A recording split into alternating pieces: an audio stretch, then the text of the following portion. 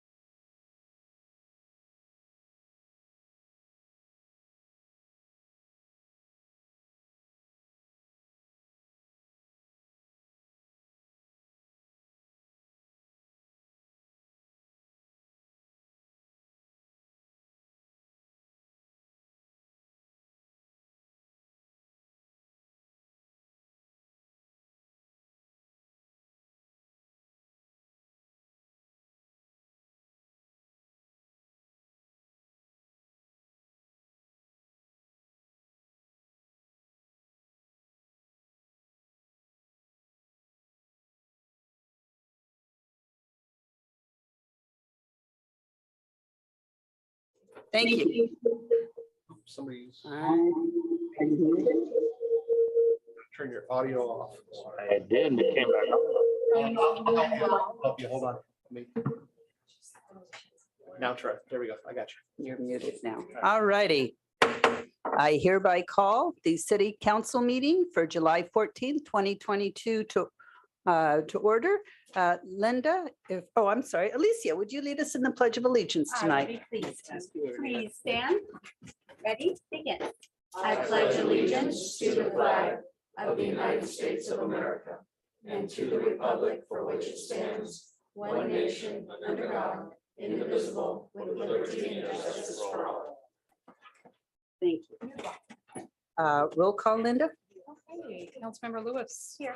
Councilmember Sanchez. Present. Vice Mayor King. Here. And Mayor Sierra. Here. And in case any of you are wondering, we had a resignation last Friday. Councilman Andresic, who has served this community for 16 years, given a lot of his time and love for the community into city council, and he retired because of health reasons. So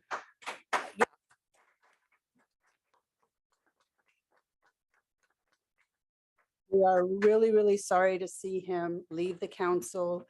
He's made a huge impact in Buellton. Some people are happy, some people aren't happy. It's kind of the way things go, but he really dedicated himself to the community, and I'm really going to miss him. So we have a councilman zooming in from North Carolina, and you got the three of us here. So anyway, do we have any reordering of the agenda tonight? No reordering this evening. Thank you. Public comments. I have one public comment. This is your opportunity to speak on anything on the agenda. We do have our topics if you want to turn in speaker slips for this. This is usually the time for compliments, complaints, suggestions, and you've got your 3 minutes. And Pam Nico has submitted a slip. Please step up. Mayor Sierra, council members. I have a compliment, praise, and really good thing. So yesterday, after a few months of meeting with the County of Santa Barbara Food Bank and different people there that makes things happen with the USDA, they named the San Ynez Valley Community Outreach Buellton Senior Center as a veteran distribution center. It's a really big deal. There's only one others, and it's in Santa Maria at the Vet Center. This is going to impact our veterans. Sometimes veterans don't come and get food because they feel like it's a handout, they're too prideful. However, if it's something that's just made just for them, set aside just for them because of their contributions, they will come. So this is a big deal. We're really excited. We've worked really hard to get it. There's going to be a ribbon cutting and a little opening where the special area is going to be October 17th. And we hope all the council members come because this is really great for our veterans in the county. So thanks. Woohoo, you've done it again. Good job, Pam, Nico, staff. I keep wondering when it stops, and it doesn't ever stop. It just keeps adding more and more. Good deal. Okay, we move on to the consent calendar. We have the minutes of June 23rd, 2022 regular city council meeting. We have a list of claims to be approved and ratified for payment to date for fiscal years 2021, 2022. And 2022, 2023, designation of voting delegate and alternate for the 2022 League of California Cities Annual Conference Business Meeting. Resolution number 22-25, a resolution of the City Council of the City of Buellton, California, proclaiming the continuing need to meet by teleconference, and approval of Santa Barbara County Association of Governments, that's SBCAG, Cooperative Agreement for Measure A Safe Routes to School Program. Any questions for staff? Move for approval. Second. Okay, we've had a motion and a second. Linda? Okay, Vice Mayor King, Aye. Councilmember Lewis. Aye. Councilmember Sanchez Aye. and Mayor Sierra. Aye, thank you. Do we have any presentations tonight? No presentations this evening. Any public hearings tonight? No public hearings either. Council member comments / items. I'm going to start with you, Councilman Sanchez. Do you have any comments or items? Just a comment. I wanted to also thank Ed Andresic. I've known him for 40 years. And when I first got to Buellton, I met him. He's real active in the Buellton businessman. He was in the Buellton Community Services District, and he gave a lot to the community. And I just want to thank him again. And I'll hopefully we'll do something as a thank you to him at another time. So that was it for today. Thank you. Councilman Lewis, any comments, Yes. items? I was approached by someone who is interested in bringing back the Criterium. It's a bike race. I think it's called the Criterium for the spring of 2023. So he was going to come speak during public comment today, but he got taken away for another bike race. But he is interested in bringing it to the council. He's excited, and he's going to be working with Scott to see if we can't get something scheduled. That would be Mike Hecker, Yes. and that it's would- March 23rd, Is it? I think. Oh, I no. think that's what he's. Yeah, I don't know. He didn't give me a date, but he was excited, so he wanted me to let the city We council know. that he's put it gonna on once speak. before, and it was a lot of fun, I thought. Vice Mayor King, any comments, items? Yes, ma'am. I would also like to thank Ed Andresic for his many years of service. He actually was my neighbor at one time. He approached me back in 2008 to get onto council. And so I'm kind of here because of Ed's tutelage in that area. And I believe that he's done an outstanding job for this city for many, many years. The other thing is, I would like us to agendize a seating of another council member. I know it's not very far off from the elections, but there may be some decisions that come up that we have a 2-2 split, and then that item dies. So if we could have staff agendize if the council agrees. How do we need to bring this back? We need to discuss whether to appoint somebody or whether to keep the seat vacant until elections, since the elections are in November. Right. So What's the right here's, way to yeah, do so this? let's go with sort of the Brown Act limitation. Those are the two options. Thank you for bringing them up. We can't tonight even get into which option you prefer. What we can do is either at your next meeting, which will be the first meeting in August, or if you would prefer a special meeting, Scott and Linda can work with you to schedule that. We could agendize it as discussion of, and I hate to use the word replacement because you don't replace Ed, but discussion of replacement council member.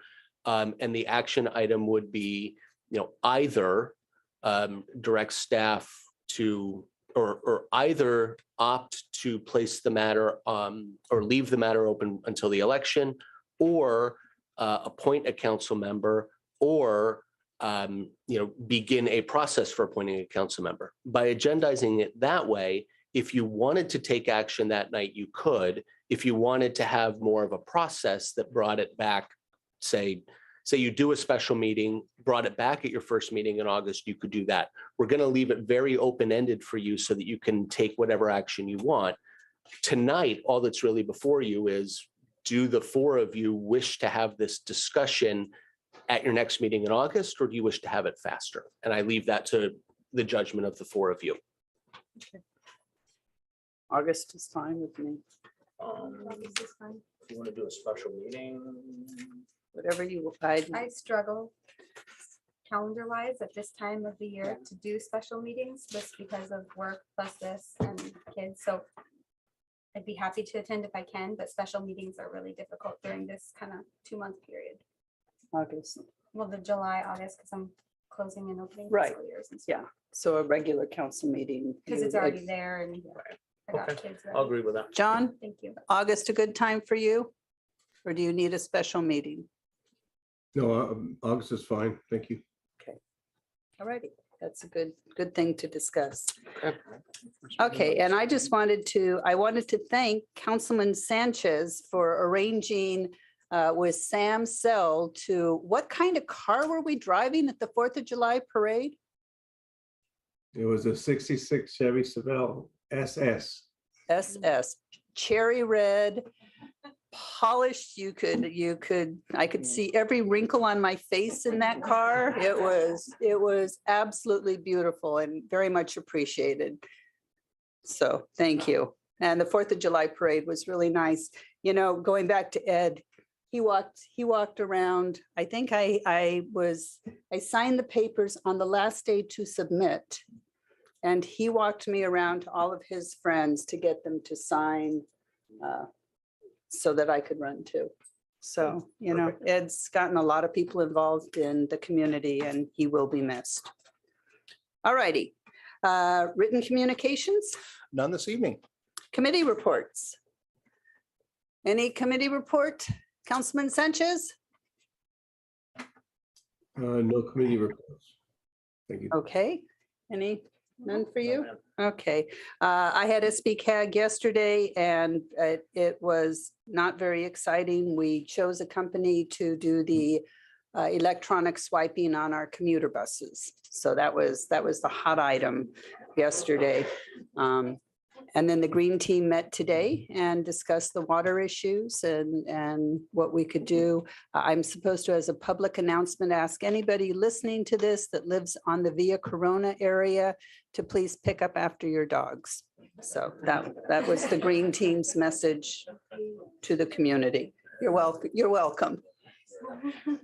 Okay, business items. We're getting into it now. Agenda item number 6, discussion and possible approval of Santa Ynez Valley Botanic Garden irrigation request. And this would be Mr. Bello. Thank you, Madam Mayor, honorable council members. We have a request before you this evening from the Santa Ynez Valley Garden Foundation, Botanic Garden Foundation, for a proposal to renovate and replace the aging irrigation system at the Botanic Garden. The existing system was funded by the city in the original agreement between the foundation and the city, where the city paid for all the grading and hardscape and irrigation system. The foundation provided all of the greenscape and ongoing maintenance of that garden. So that was 2008. And so in the 14 years since, as you can imagine, various portions of the system have been expanded and repaired, but it's starting to really deteriorate fast. It's reached the point where the frequency and scale of needed repairs is leading to significantly increasing maintenance costs.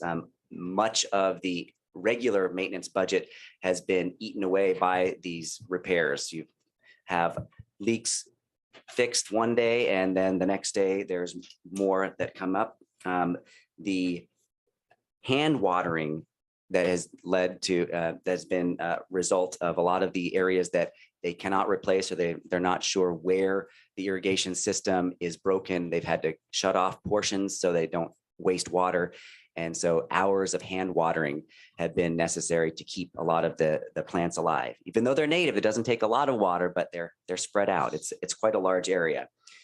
So the request letter, which is your attachment 1, outlines the problems with the current irrigation system and proposes the main following tasks for remediation: repurposing obsolete tree bubbler systems to irrigate the newly installed rain garden, which is in the middle area, the lowest portion of the Botanic Garden; a replacement and adjustment of broken heads to provide better coverage for existing plants; replacement of existing deteriorated drip systems with consistent materials and emitter output to increase efficiency and accuracy of water delivery and reduce overall water usage; repair and expansion of south-facing slope systems, and locating, repairing, and replacing all valve and valve boxes, including new rodent wire to keep rodents from ripping them up.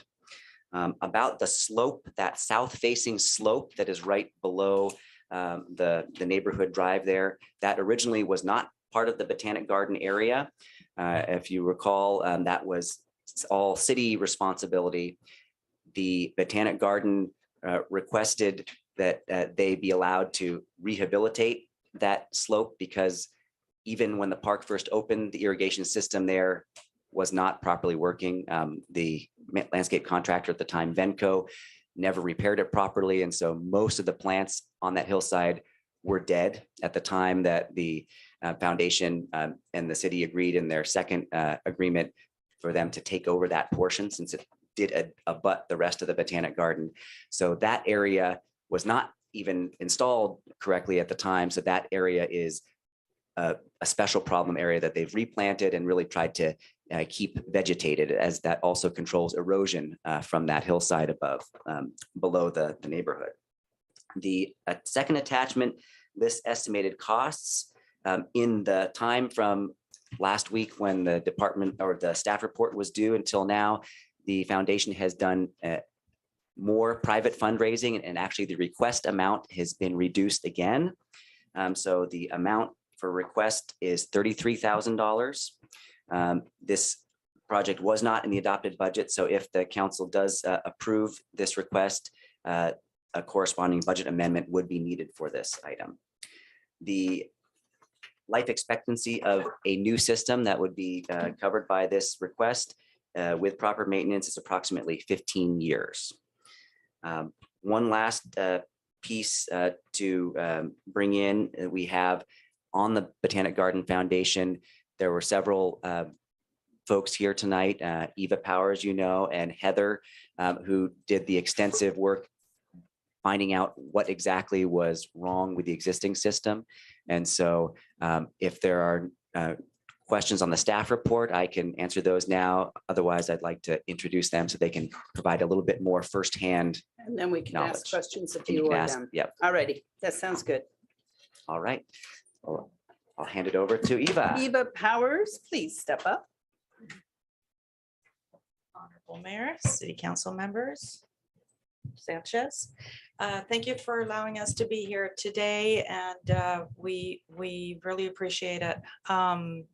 Personally, I spent 4.5 hours 2 days ago just watering a corner of the garden. It's taking a lot of time. It might be important to share too, because the city is extremely positively supportive of the garden and has been so since day one. And we can't thank you enough. So it's a little strange to be up here asking for this. That said, I want to make sure that we separate this request from the annual maintenance, and that the annual maintenance that is to support all the weeding, all the raking, trash removal, all the cleanups, of which is approximately 2 to 2.5 acre property that we're maintaining on a regular basis, along with volunteers.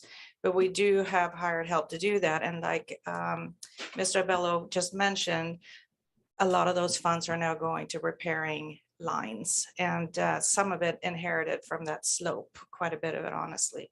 And there are sections that don't work at all. Rose has received an email that she forwarded to me just a couple of days ago from a visitor of the garden who noticed a geyser that went on for about 10 minutes and it was a broken line. And those are the things that we can't see until it starts rupturing the soil and so forth. And that, of course, affects then plants along the line that are not getting watered, not to mention the waste of water. So now during our drought that we're a severe drought, this is something that we're cautiously want to address as soon as possible for the health of the plants, as well as just the situation that we're in right now with drought. And Heather has been working many, many hours putting this program together, figuring out what's working and what is not, and she'd be able to answer any questions that you might have in regards to that. And Carrie has did some work on that as well. She's sitting back there if you have questions for her. Any questions for me? Okay. Well, Please. one question for you and one Yeah. question for staff. Do we have any kind of warranty for the work, labor and installation so that if you do get the grant and you replace lines, that if they aren't installed properly or they aren't working, that they'll keep coming out and fixing it until it's done correctly? So that we're not in the same situation? 7 years. Oh, perfect. Okay, thank you. And then for staff, I'm not sure who to direct this to, Scott, but what fund does this come out of? Just the general fund? General fund. Yes, it's not been budgeted at this point, so this would come out of the general fund and it would be diverted into an appropriate fund to pay from. Perfect. May I ask a question? Would you like me to hand over the revised budget? Oh, you Oh, did? yeah, Yeah. Thank you. No, we got that. Thank you. Yes. Any other questions? Just one, there's a, on our staff report, it says 35, and on this one, it says 33. They've worked it down. Correct. So that is, so we're really working hard on grants throughout the years. And we do have a grant committee and a grant writer. And so we are approaching other foundations and supporters like Santa Barbara Foundation. They covered 25,000 for the trail that we installed last year. We're really doing a good job on that, and we're able to reduce the budget accordingly because we received funding for 2,000 towards this project. Councilman Sanchez, do you have any questions to ask? Yeah, I just had a question about where the water comes from. Is that water coming from the park side or is it coming from the top of the hill? I know there used to be a water meter on top of the hill. And I don't know if that was just for the irrigation on top of the hill. Controller on top of the hill. Right. So that's where the water for the garden comes from the Yeah. street. Okay, that's what I needed to know. I was Yes. just wondering. Oh, thank you. Its own meter. It seems to be its own meter. It also was attached to the original irrigation clock that's now defunct, that ran that slope to begin with before we put it under our irrigation clock. And one of the other things that we worked on to reduce the costs was our clock was not working. And we were able to get the irrigation clock there re-functional by fixing the connection. So we were glad not to have to also ask for an irrigation clock, which is a massive expense. We were able to get that back up and running. So it's just the basic repairs now for the valves. Okay, so I've got a couple, because when it comes to money, I get a little, this is just part of our job. Okay, so in the last 4 years, the council, as part of the 14,000 that you get as a nonprofit, has given you, the council has given money for the San Ynez Botanic Garden, $98,000. About 35,000 of that was arts and culture, so you could kind of take that out of there. But I guess my question is, you're a nonprofit, you have donors, you do fundraising. What do your books look like? That would be for our treasurer to really give a good handle on that, unless Derek, you can. You're updated on it. Just a general idea. Derek is the president of the Botanic Garden. I don't mean to be a hard No, it's nose. okay, I'm it's just okay. trying It's to it's get a this. Legitimate question. So a lot of the grants and donations and things go to our new installations and all the projects we work on inside the garden. So like the new rain garden we just installed, or the new slope, the wilderness Upper trail, level, yeah. the trail. So we get new, we do a lot of fundraising for new installations inside the garden. And so the city funding for maintenance is for the upkeep of the garden and the well-being of all the trails, the maintenance, the plants, everything that goes on that's existing in the garden. So anything new installed in the garden, which obviously is owned by the city, is funded by grants and donations. And that's have constraint to those general specific projects. UMass fund something for the app and medicinal garden and signage within that window, or whatever specifics are part of those grants. Okay, So I'm assuming that along with what you're asking, I guess what Holly's asking is there's not like a large, you don't have a large fund balance to pull from, and yet you're asking. The point is all the money you get goes towards the specific projects for the money. So there isn't a fund balance from which to pull from for the maintenance is the Correct. question. That's Every grant received is requested for a specific item. right. Basically restricted dollars. Yes. the other question was, we've got the attachment to and your current one. Who, have you gotten different bids from different companies? Yeah, so I gave I work in the landscape industry. I gave kind of like a generalized bid, and then we went out to two different companies and got some bids for labor, and came up with kind of a combined project to use one larger vendor to do like the valve replacements and stuff like that, and then a different vendor to use to do some of the sprinkler repairs and drip line repairs, which made it a little bit more affordable. Okay. Fair. So you were working to Yeah. keep everything as economic as you Yes. could then. Okay. Okay. That's it with my And they are questions. licensed and insured, by the way. For 7 years. That's great. No, yeah. There's so many things we want to do in this city. And we don't want, I mean, the Botanic Gardens obviously is one of the jewels of Buellton, and we want to keep it sparkly and in good shape.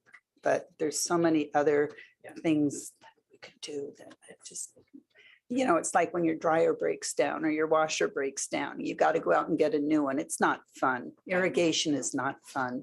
No. Okay. I don't have any other speaker slips except yours. Did anybody else want to speak on this agenda item? Fill out a speaker slip and give us your 3 minutes or less of what you think, or, okay. Then thank you very much. I'm closing public comment, bringing it back to council for possible action. I move to approve for the 33,000 as amended. Second. All righty, a motion and a second. Linda? Okay, Councilmember Lewis. Aye. Vice Mayor King. Aye. Councilmember Sanchez Aye. and Mayor Sierra. Aye. Thank you very much.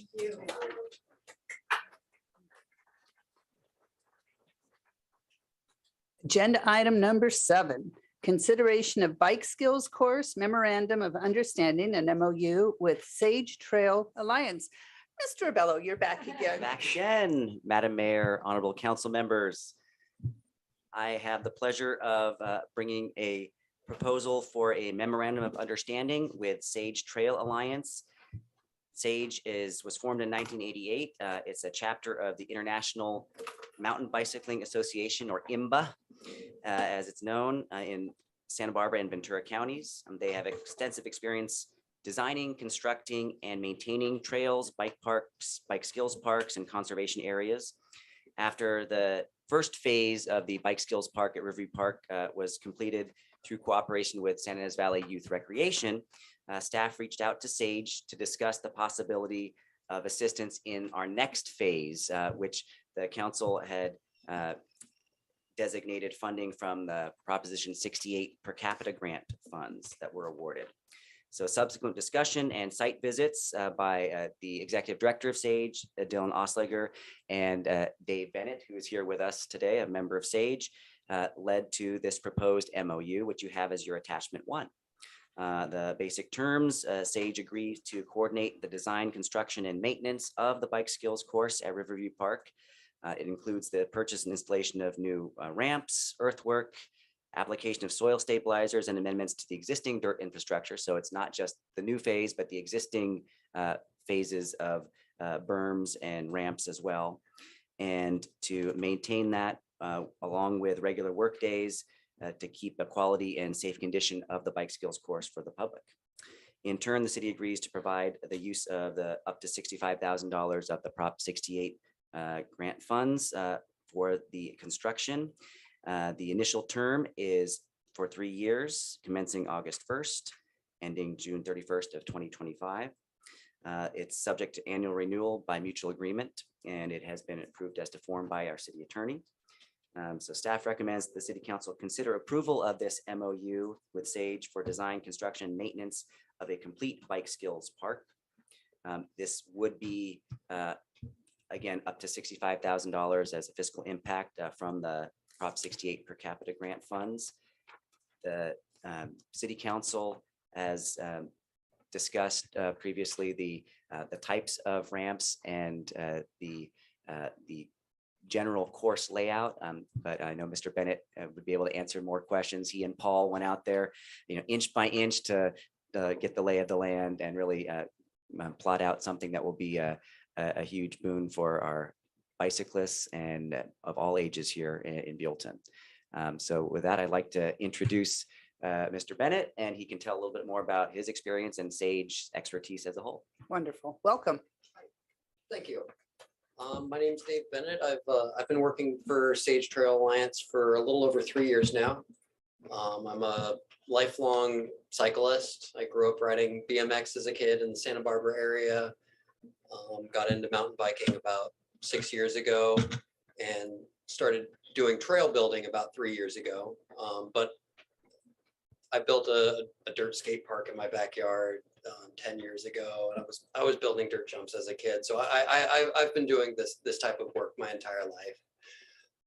And since I've been working at Sage, I've trained with some of the most reputable trail builders in the state, learning sustainable trail design, a lot of the thought that goes into building good trails and bike parks that decrease user conflict, decrease erosion, lower maintenance, basically everything that we're looking at in making a functional bike park that makes everybody happy and is great for the communities and families that use them.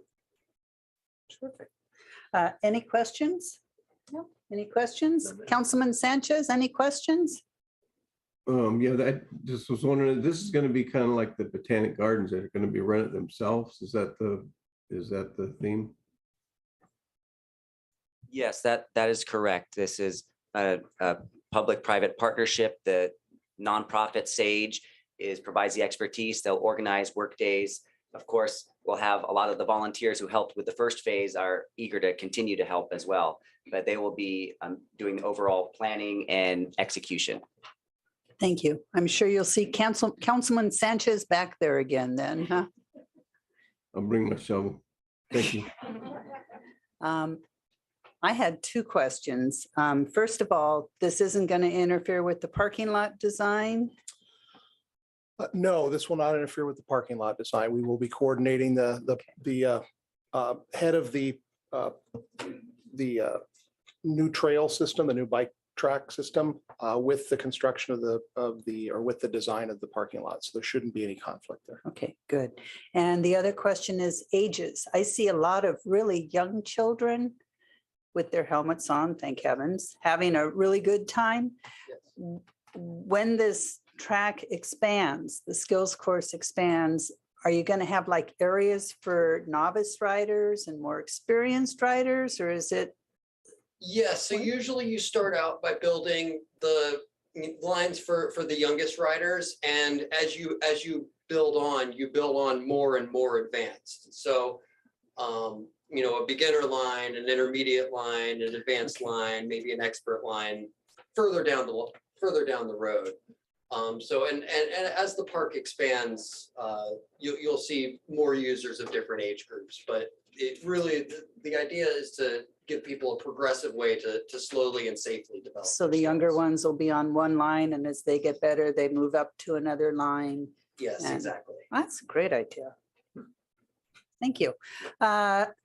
I don't have any public comment on this one either. Does anybody in the audience want to give us their 3 minutes? Maybe not. Okay, I'm closing public comment, bringing it back to council for possible action. I move to approve. Second. We have a motion and a second. Linda? Okay, Councilmember Lewis. Aye. Vice Mayor King, Aye. Councilmember Sanchez, Aye. and Mayor Sierra. Aye. Thank you very much. And what a great partnership. Can I ask another question, please? Sorry to interrupt, but can I ask another question? Certainly. Wait, hold on just a sec, Kyle. Councilman Sanchez? So I went out there one day and there was like a 5-year-old on a little electric bike. And I was wondering, is there going to be any sessions with electric bikes on there? Or is it only going to be powered? Right now, I believe that it's all non-powered bikes. It should just be human-powered bikes. Of course, we don't have a park host who's out there watching 24 hours a day, but it should be just for human-powered bicycles. Unless Sage, do you operate any parks that are motorized? This is not the type of park that I would expect motorized bikes to be useful at. So this is really a park where people are going to be using manpower. Good. Thank you. All righty. Thank you very much. Moving on, agenda item number 8. Design direction at main residence of 202 Dairyland Road, the Williamson property. Mr. Wolf. Thank you, Madam Mayor, members of the City Council. If you give me just a moment, I'll call up some plans. A little louder, this old ears don't hear. I'm loud enough for you. It's him. I'll try. Thank you. Okay, I'll call up some plans here that might make things a little easier as we're talking. If you just bear with me here for just a second. Want that, we'll share. And move this aside. There we go, maybe. All right. Does that work? Rose? Oh, okay.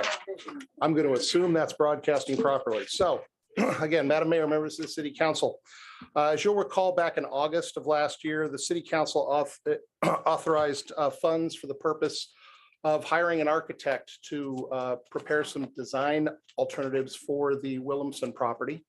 At the time, the City Council's direction was the building would ultimately house the library as well as other uses to be determined. At the time, the discussion was centered around revenue generating uses.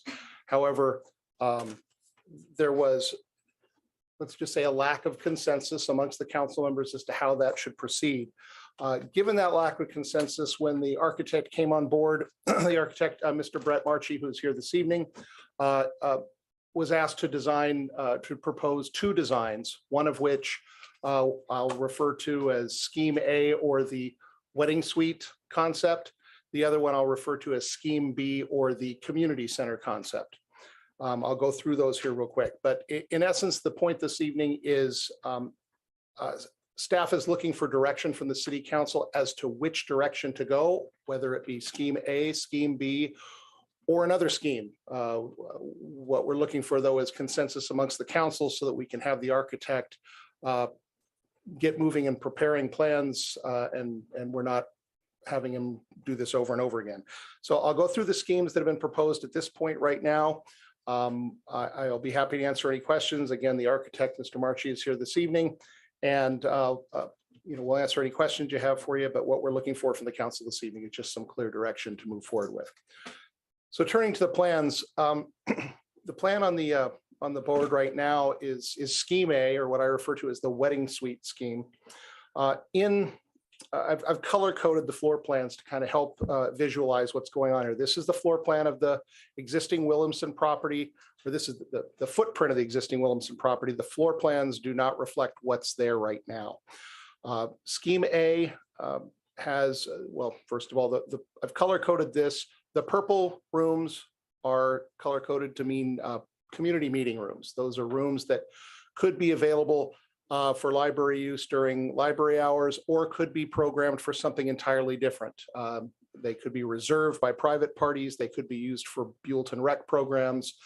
They could be used for meetings for different county agencies that frequently use our conference rooms here at City Hall. The blue areas are pretty consistent throughout the floor plans. Those are restrooms and equipment rooms. Those don't really fit into either category. They serve both the community room aspects as well as the library aspects. The yellow represents floor plan or floor area for library usage. And then in this, in scheme A, the wedding suite scheme, the wedding suite itself is shown in a pink color. And you can see it's got the wedding suite. There's kind of a bedroom or living area and a bathroom within that. You can see the square footages here. The square footage of the library is 2,852 square feet. And then the community room space on this particular floor plan is approximately 1,134 square feet, with 442 identified for use as the wedding suite. Let me move to, this is scheme B. You can see the wedding suite has been removed from this. This is, and community meeting room space has been increased. And so I'm referring to this as the community center concept because of the large amount of community meeting space, as well as the library within this. The library in this floor plan represents 2,500 square feet approximately. Community rooms coming in at just over 1,900 square feet. This is a third, oops, I'm sorry, wrong way. Okay, there we go. This is a third floor plan. It's just a variation on scheme B that the architect drew up, and what it represents is the removal of one of the community meeting rooms, and the community meeting room removed was in this location here on the screen. It's been folded in more as space for the library. It includes an office for the library staff, as well as a staff meeting room, staff break room, and kitchen area. But it is not, it would be an integral part of the library. It could be an integral part of the library at this point. So then the library square footage would increase on this floor plan to about 2,785 square feet. Lastly, we had another scheme that was proposed by Councilmember Sanchez, and that is this floor plan here. And in this floor plan, the community, and you'll excuse, I don't have the floor plan drawn on here because the architect hasn't had an opportunity to even see this yet. But what I've done is on scheme B's floor plan, I have recolored the areas to reflect different usage. So the garage area here would remain a community meeting room with equipment room and restroom here. The library space, which before had encompassed this, this would be the southwest corner of the house, has been replaced with the restroom facility and a community meeting room area. And then the library space that was here has been moved to the north end, or excuse me, the northwest corner of the house. If I'm, northwest. Thank you. My bearings are a little off here. Northwest corner of the house. And that has shrunk the size of one of the community meeting rooms here. With given the small size at this point, it might be worthwhile to consider a single room at this point, or something that could be divided into smaller rooms depending on how we go. But that's the concept that was proposed by Councilmember Sanchez. What is the square foot on this one for the library? Oh, a guesstimate. I know you did. Approximately the same as scheme B. My attempt in drawing this was to keep the square footages about the same between the two. Now, ultimately, the council may decide to adjust the square footages up or down. There may be need to do that based upon requirements that the architect will bring out, when he has a chance to evaluate this. But the big issue with this particular scheme here is I've left the restroom footprint, the same as it is up here, because it has 2 ADA restrooms and a hallway, a single hallway to access both of those. And I felt that was important in this configuration if we are going to attempt to have those restrooms accessible from both inside the library during business hours and from outside during times when the library may be closed. And with that in place, and I'm assuming that's approximately the amount of space that would be needed, then this community meeting room area shown in purple here could be changed in size depending on what the council's desires are. So, but to answer your question, more directly, the square footage we're looking at there is about 2,500 square feet for library space. So if we almost did away with that community room that was cut in half and we made that entire area library space? You can, the city council can take any action they, Okay, so go in any it would direction they still wish. Yeah. give, Mhm. it would still give 3 community rooms because the community center was really important to our residents. Can I Yeah. ask what the motive behind the modified B is? Because I'm unclear as to what the The- difference is, that like why. What was done there was in the original scheme B, and the architect can fill us in on this more if you'd like. Mm. But in this scheme B, it's clearly set up as a community room. It can also be used as a conference room. And has a small sink and such for library staff during library hours. The original B didn't have anything for staff. This is the original concept B didn't have that. If you look at concept A or scheme A, it Okay. has a small break room down here in this corner, but that disappeared with scheme B. And I believe what the architect was attempting to do here with this alternative to scheme B was to then again provide that staff room along with a small office space to allow the library staff, the librarian, to hold conversations in private when necessary. And then the modified B did what? to- This is the Oh, modified. that B, is the yeah. modified B. Okay, okay. But then. No, I mean, Mr. Sanchez is Oh, modified B. This is I'm sorry, C. Councilmember sorry, I'm Sanchez. sorry. Or should we call that Yes. Plan S? Yeah, we can call it Plan Plan S. yes. S. So- Yeah. I'm confused as to what Plan S, what is like the goal of Plan S? So- Make more community rooms, less? What- No, it's not a matter of the community rooms, the number of community rooms or the community room space. As I understood Councilmember Sanchez's request, it had more to do with the configuration of the building and the desire to have that community room space be on the south side of the building to take advantage of the views out to the I see, south. I see. Okay. With Could some you kind toggle of back one more time? glass, The- some kind of it- clear encasing in the in- room so it it- doesn't take away from the view. from Yeah, the in order to outside. keep the I see. library from becoming a cave, we could, in order to bring in more natural light, we could employ glass walls. I haven't spoken to the architect about this, but Okay. there are ways to encourage that. Okay. But over all the plans, Plan A gives the library the most square footage, correct? I believe that is, No. Plan A gives the library the most square footage with the wedding suite.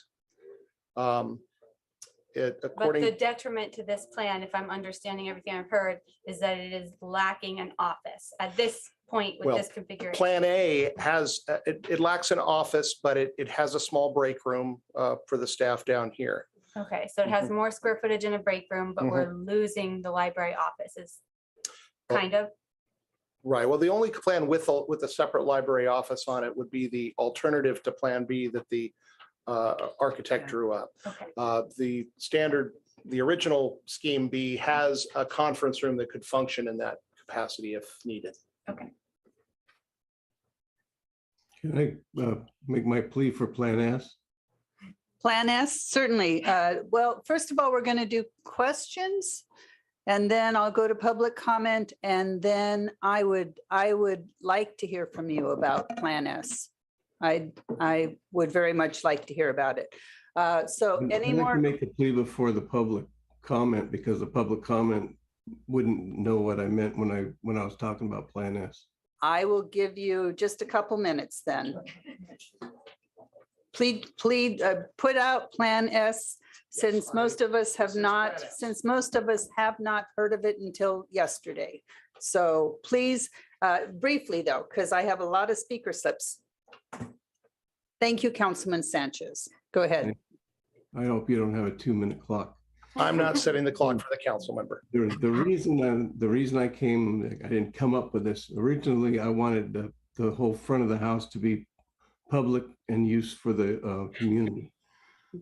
The reason I want that, I'm going to call it the west side, would be the entrance to the library, would be the entrance. It'd be a shorter walk from the parking lot, and it would also be away from the so that the people in the meeting rooms wouldn't be looking to the west, they would be looking to the south.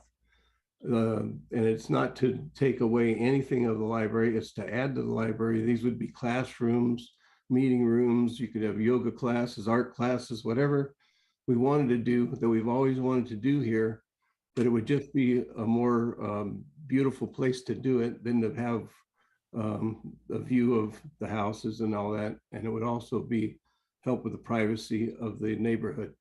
It would be over here enjoying the lawn and not looking at the houses. It would be a shorter walk to the parking lot.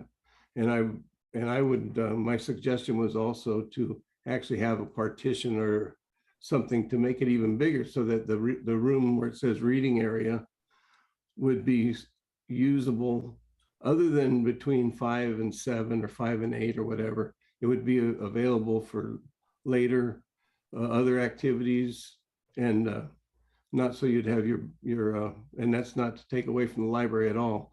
The library would use the areas they wanted, all they wanted, upon necessity, classrooms, whatever they needed. And that was why I wanted to make it a beautiful place on the south side, and but make it an addition to the library, not a subtraction from the library. Thank you, sir. Thank you. Okay, any more questions? I have A question? Yes, ma'am. Okay, go ahead. Scott, on this plan S, does that also provide for the ADA access as the plan B, I believe it was, or maybe you had C? You had one more beyond this. No, this is the last one. This, Yes. what I had before this, well, hold on, why is this not working here? Hold on. Okay, this is Plan S. This was the third one. ADA access is required throughout the building. Regardless, if we're going to occupy this building for a public use, it must be accessible to ADA. There is a break point in the building, which is located in all the plans. It's located along this blue stretch here with the equipment room and the restroom. And everything to the south of this, the main portion of the house, is on a higher level than the garage space, because the floor sits on a raised foundation. Right. So it's several feet above grade level, and the garage sits at grade level. And so there can't really be any direct connection between the garage space and the house unless we install an elevator or a lift of some sort, at least internally. Externally, it can be achieved through ramps and such outside. But from the point of creating a cohesive space that's usable in conjunction with space inside the house, it makes it very difficult to do. And if we would try to incorporate that into the library's operation, it would likely necessitate additional staff to deal with that separate space. So it's a solid wall with no egress or. It is a solid wall. It can be, there is a doorway and a walkway through there, but there are stairs going down, and there's very little room for a lift. We could put one in there, but again, even with the lift, the physical separation is such that it would not be as functional for the library without bringing in additional staff. So You're talking about the garage. the garage Yeah. space, correct. And I'm sure it would be more expensive to raise it to the same height, correct? Oh, yeah, it would be considerably more expensive to rate. I mean, the architect can speak to that much more authoritatively than I can, but my guess is it would be rather expensive to try and lift the floor to meet the rest of the house. Okay. If we have no questions, public comment then, this is your opportunity to turn in a slip. You've got up to 3 minutes, but we have a lot of speakers, so if you can keep it less than that, I would truly appreciate it. Our first speaker on agenda item number 8 is Shoshana Swartz.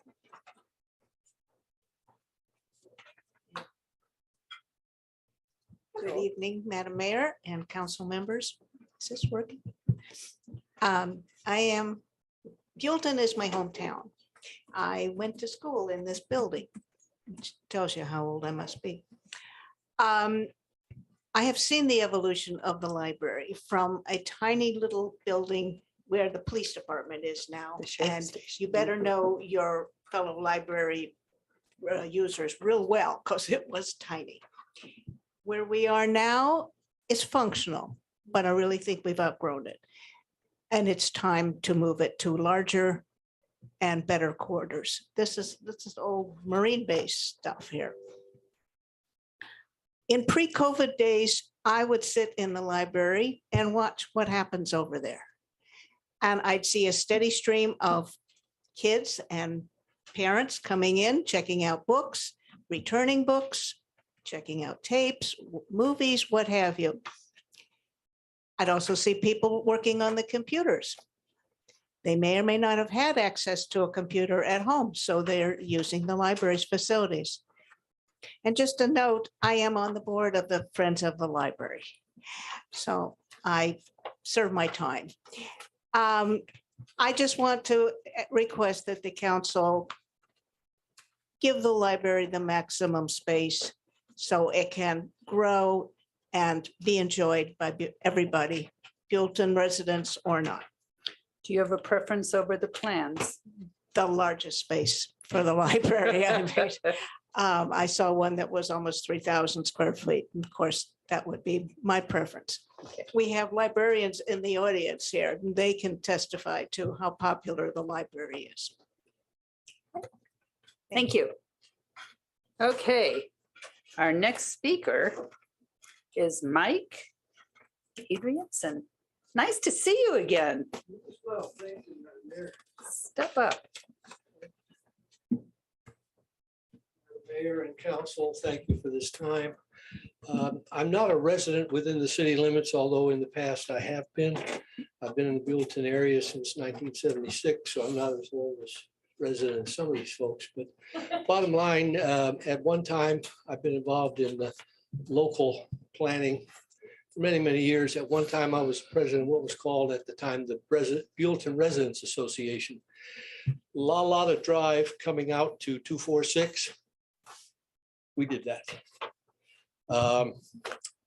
The Paula Ray Lane, where there were going to be 40 houses on that hillside, and now there's just a number of lots because that has a nice big retention basin.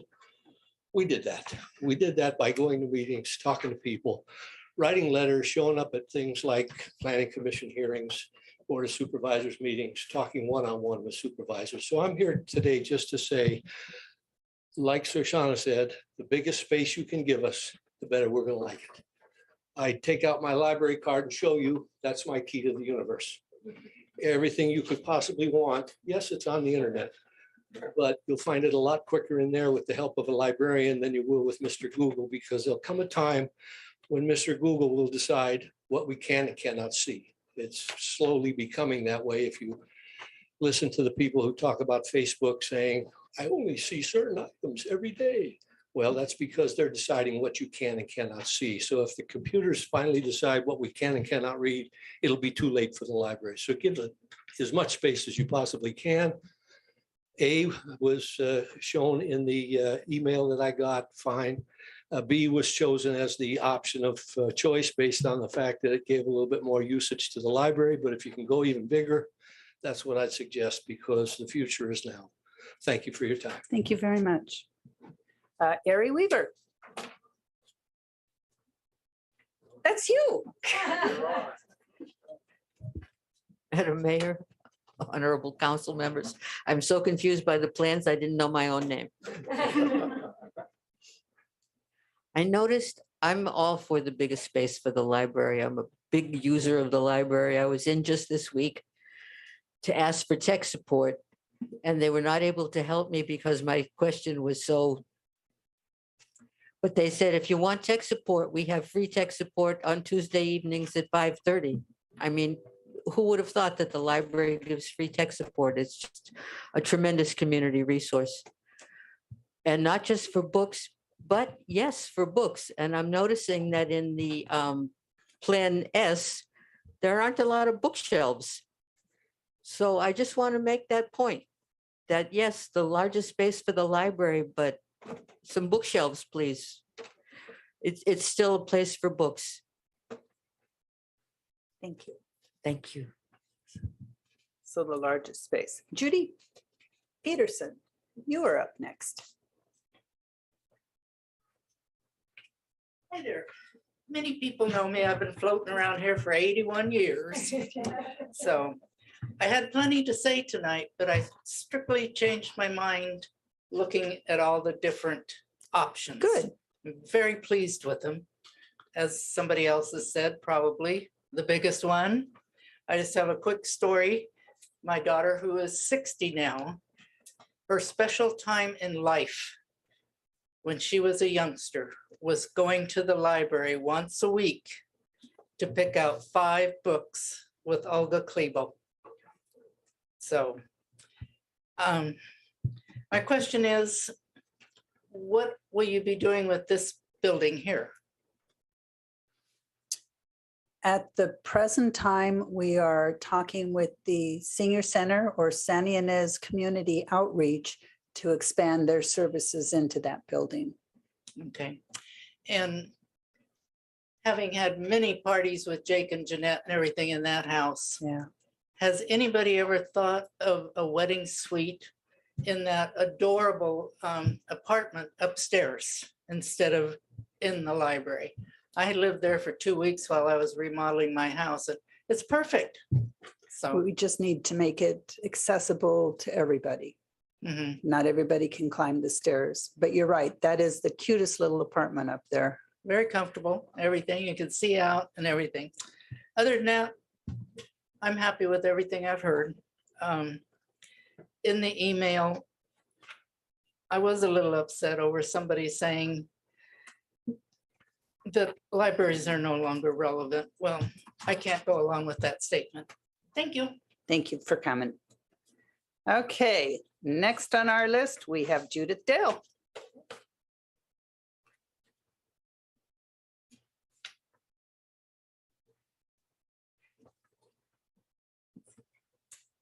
Thank you. And I appreciate all the work that has gone into doing these plans. And I kind of even imagine all the discussion that's gone on. And I want to say congratulations to our city. Not only are cities responsible for the infrastructure of water, sewer, roads, and all that, you're also responsible for the cultural infrastructure, the bike park, the Botanic Garden, the senior center, the library, all of that. And Buellton's done a heck of a job. I am so proud when I go to county meetings that I represent Buellton, because we've done one heck of a job on our cultural and arts infrastructure, as well as our physical infrastructure. So congratulations on that. As far as the library is concerned, I strongly hope you do not put a bridal suite with the library. The two are incompatible. Can you imagine little Johnny and Susie and so on going in while someone's trying to get ready for a wedding? So I totally agree with a bridal suite, but not just in the house. Maybe put it near the barn or some other place. As far as space, obviously I echo everyone else. As much space as you can give us would be fabulous. Believe me, we will fill it up. We will put activities in it and service the community well. For people that are outside of the city, the county gives the city approximately $157,000 to service people outside of the city. So Buellton and Solvang libraries share the county money. So we get credit for around 11,000 people at 8 something per capita. So for people that, people don't need to apologize for not living in Buellton and yet being an advocate for our library. You've heard me whine, you've heard me rally for libraries. I don't want to bore you and take up everyone else's time, but they are vital. I wrote you all a letter, and It's a good letter. they're totally vital to the community. And as I say, they're a very important part of our cultural infrastructure, along with our recreation department. I mean, I could go on and on. But please give the library absolutely as much space as possible. Thank you. Thank you very much. Okay, Gina Testal. Welcome. Madam Mayor and city council members for this opportunity to speak today. I have been a Buellton resident for 22 years, and this project is in my neighborhood, so it's within walking distance, and it's going to affect me directly. So I'm glad that I had a chance to say something about it. It's my understanding there were sort of 4 plans. There's Plan A, Plan B, there's Plan B with the office, and then there's Plan Sanchez. Plan Is that correct? Sanchez, yes. Okay, so I mean, I've heard a lot of people talking about increasing, the maximizing, sorry, the library space as far as square footage goes. And if you're just looking at that, it looks like it's Plan A, correct? With the wedding suite. And that's I mean, as much as I would love to have the library get the biggest square footage, I really don't see the appropriateness of having a wedding suite there. It just seems really out of place in a public building. If the city was interested in a money-making venture, it really doesn't seem like it should be part of that building. But so the Plan B does, I think that one maximizes the community meeting rooms as well, because I really feel like that's going to help the community the most is having those extra meeting rooms for after school activities or Buellton Rec or whatever. I know that this would be really helpful to have in our neighborhood. We do homeschool groups, and it would be really nice to have a classroom possibly to meet in as well. So, and that's it. Thank you. Thank you for your time. Thank you very much. Monica Buenrostro. Hello there. Speaking of librarians. Honorable Mayor and City Council, thank you so much for the opportunity to speak today. I've had a chance to review the schemes online through the city website, and now getting to see that there are some more options to help maximize the space for the library is really great. I just wanted to share a little bit about how working in libraries has really impacted how vital I see them. I've worked for the library for a little over 6 years, and I've seen firsthand how it has worked to meet changing needs. Library collections have expanded beyond just providing books and movies to include things like passes to local state parks, seed libraries for our local agriculture enthusiasts. Thanks to our membership under the Black Gold Cooperative, we also have access to the physical materials from other member libraries, Lompoc, Santa Maria, Paso Robles. So that exchange of collections from all of these different libraries really helps to bolster the materials that are available to the community. In addition to the physical resources, there's also a plethora of online resources. Digital ebooks and audiobooks that you can take on the go without internet access, services for career development, and access to a bunch of research databases. So as the library has changed and we've been meeting all these different needs, I believe the library should also be given an opportunity to physically grow, and I can think of no better site than the Williamson House. The proposed meeting rooms in Scheme B could double as excellent support space for the library by being available for study groups, as well as classes and programming. So I thank the council for their consideration in this matter and ask that they help support this vital service. Thank you. Thank you, Monica. Okay. Let's see, I have Pam Nico, but that was just public comment, right? Okay. Larry Bishop. Step on up, sir. Excuse me, but would it be possible to rotate this for the different plans every now and then? Absolutely. City manager's a multitasker. I'm sure he can handle this. You want me to turn the screen or? Just show the different plans. Just rotate every so Certainly, yeah. often. So we're not looking Okay, at one. you bet. Okay. Well, thank you, Mayor and City Council.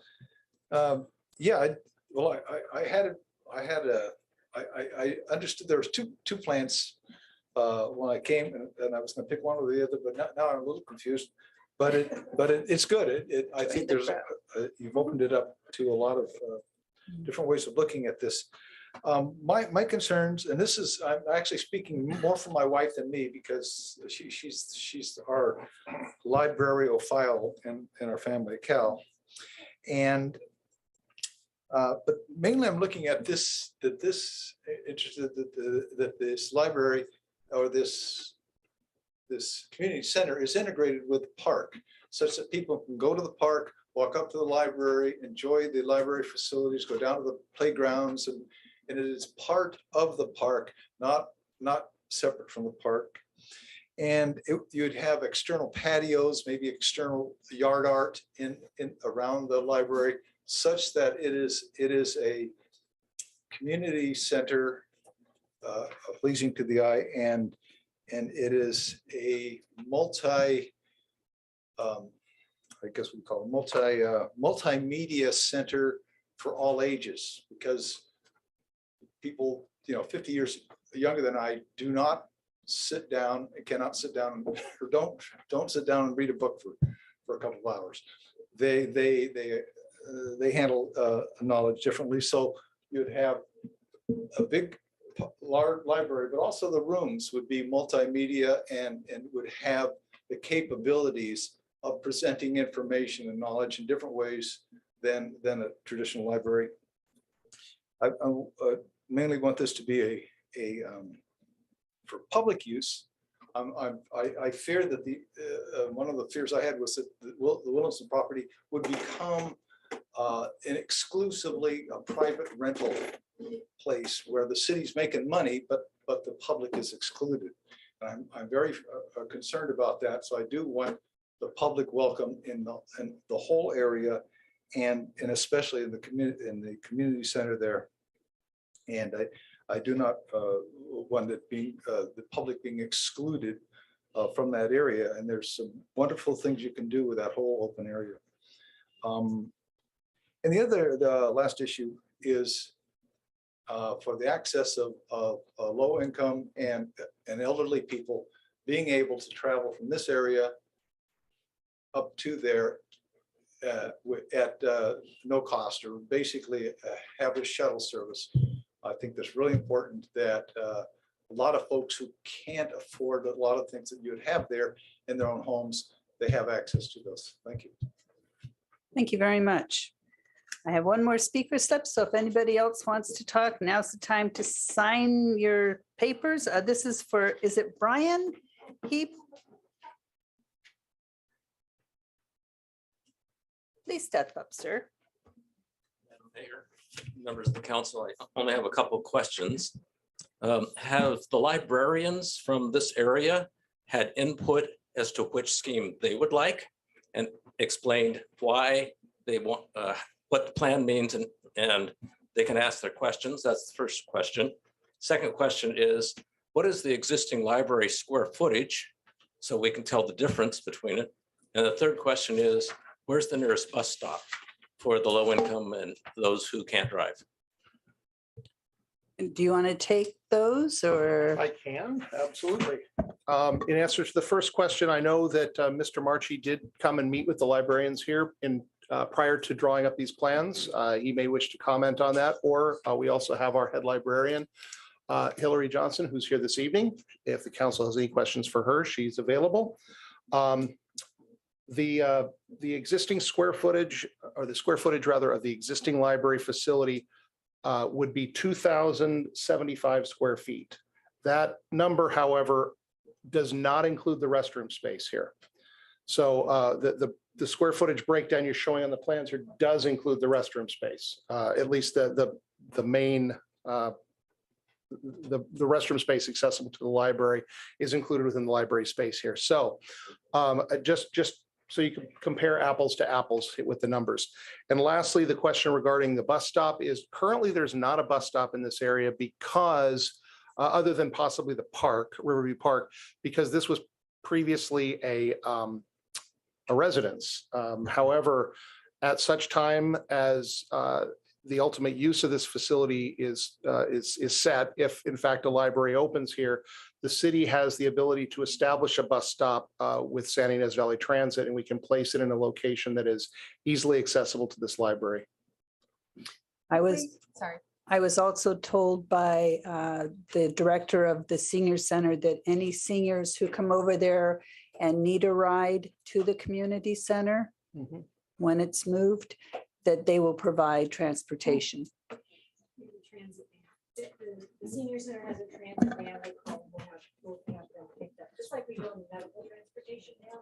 They can call and go to the doctor, they do the same thing to those. Is it possible to add a stop for the park? What about people that would like to access the park? That's public. We can look at that. Right now, the routes have been established and the routes haven't significantly changed since I've been here for the last 3 years, but we can certainly look at revising our route schedule. I here. believe it comes down Riverview and makes one stop on Meadow Ridge before Probably it right gets at to the, the right near park. the park. I believe there's a bus Just bench. before it gets to the Okay, park. I just want to make right sure that they could get there. I never thought about that. I think it's important. We do have one That's additional fine. speaker card that just came in. That's fine. I would, And then when this is done, I'd like to get Hillary up if I could, Okay. and just get your comments since this affects you and staff, and I think you should speak, but before Madam you Mayor, do. but before we go there, I do need to clarify something. One of the speakers made the comment that Plan S did not appear to have any of the bookshelves in the area for the library. That's because we didn't redraw the floor plan. I moved the color coding from where it was at up here to the. it So was there, ori- we will have books in the library. This with is an Plan area for the books, Sanchez. yes. This would be a book area up here. Not having the architect at my beck and call to draw up a new plan really quickly, I couldn't do that. So, all And right. the other thing we need to consider too is that right now our library is not up to date. ADA rules, the Correct. bookshelves are going to have to be spread farther apart. The tables and chairs, it will have to spread out a little bit. So we are going to need more space just to put in the same, what we're doing. Okay, Karis Clinton. Hi, I'm sorry, I'll just be really quick. I was talking to Judy and Yep, got to talk. I was speaking with Judy and she was saying that there is an apartment up on an upper level, but we can't reach it because we would need an ADA accessible. An elevator or something. Elevator. Yeah. It's at the barn, not the house. Correct. Oh, okay, so it's above the bar. Yes. So when we rent out the barn, say we You were could going to rent do it a for a wedding, you could wedding, rent you could the have your wedding upstairs. downstairs, and then the upstairs would be for You dressing could also and put, spend the there's night and little rent portables, you could put a little portable on the property for the And bride the as rental well. cost of that would be fairly significant. I mean, if you were gonna have a whole building, right? Maybe it could be enough to pay for an elevator and have all the wedding stuff be over there and be separate from us. I could see your smile is telling me everything I need to know. We So that's all haven't I'm saying even is- started to think about what the costs would be, but I believe that Yeah. going rates would allow that kind of revenue stream. So if yes. we had the wedding and the functions happening in one area and then the library. happening in Community the other center, yeah. Area, and them having all the space that they need for their staffing and other places, it just seems like it's a good fit. Thank you very much. Thank you. Oh, just one little note for landscaping and Yes. for landscaping maintenance.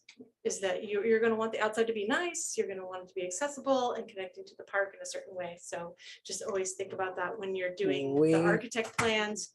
You know, the building just ends, but really the building doesn't just end. So those things should all be also Yeah. probably considered in some of these.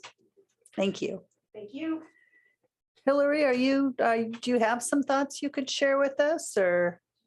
I feel like doing a story time for 64 toddlers. Try my best.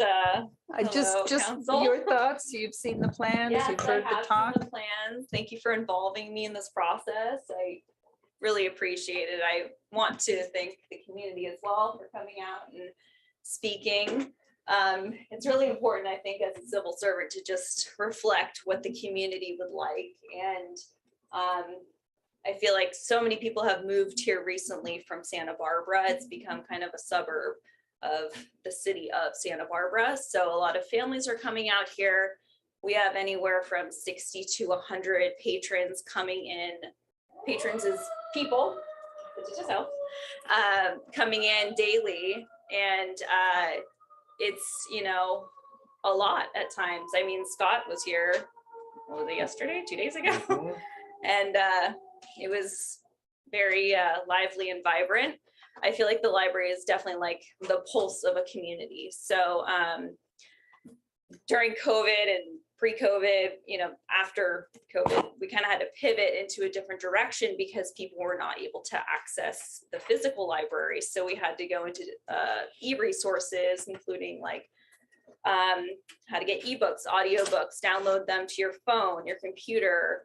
So we were doing like online text help over the phone or through the computer. We were also doing tax information, printing out homework for free, tax information. Any government document can be printed out for free at the library. It's really the great equalizer of a community as well. So it costs no money to sign up for a library card, and you can get resources like if you're a veteran and you served and you went into the military at 18, you came out at 35, and you're trying to get into the workforce, where would you go? What would you do? We have resources that can translate your skills that you learned in the service into a workforce, you know. So there's a lot of different resources that people really don't know about, genealogical, historical, all these resources that people have access to 24/7.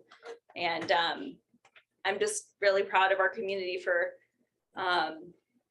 just showing up. Isn't this nice? Yeah, it's been really nice to see this, and I just can't wait to get story time back started, because you know that children's room, as great as it is quite small. So you know, it'd be great to have outdoor story times. We could use those community rooms for events such as, you know, summer reading program events that we're not able to do this year. So it would just be a great move for whatever the community decides. I'm fully supportive. So thank you. Thank you very much. Yeah. I know. We have a lot of library staff in the audience, and I appreciate you showing up tonight, because this is a big step in the right direction. I had one question with Plan Sanchez, Councilman. If you look at Plan A and you look at Plan S, they are similar. I mean, Plan A has more library space, but what if you took, I don't see a wedding dressing room in the library either. I mean, if we could have a designated spot on the property for the bride, I think that makes more sense. What if we took that bridal area, Councilman Sanchez, and turned that into the south-facing community room? I think that's what he's done. Yeah, that's what I've done, but the. Right, but leaving the rest of it kind of the way it is, and keeping the wedding area, the dressing as the community room.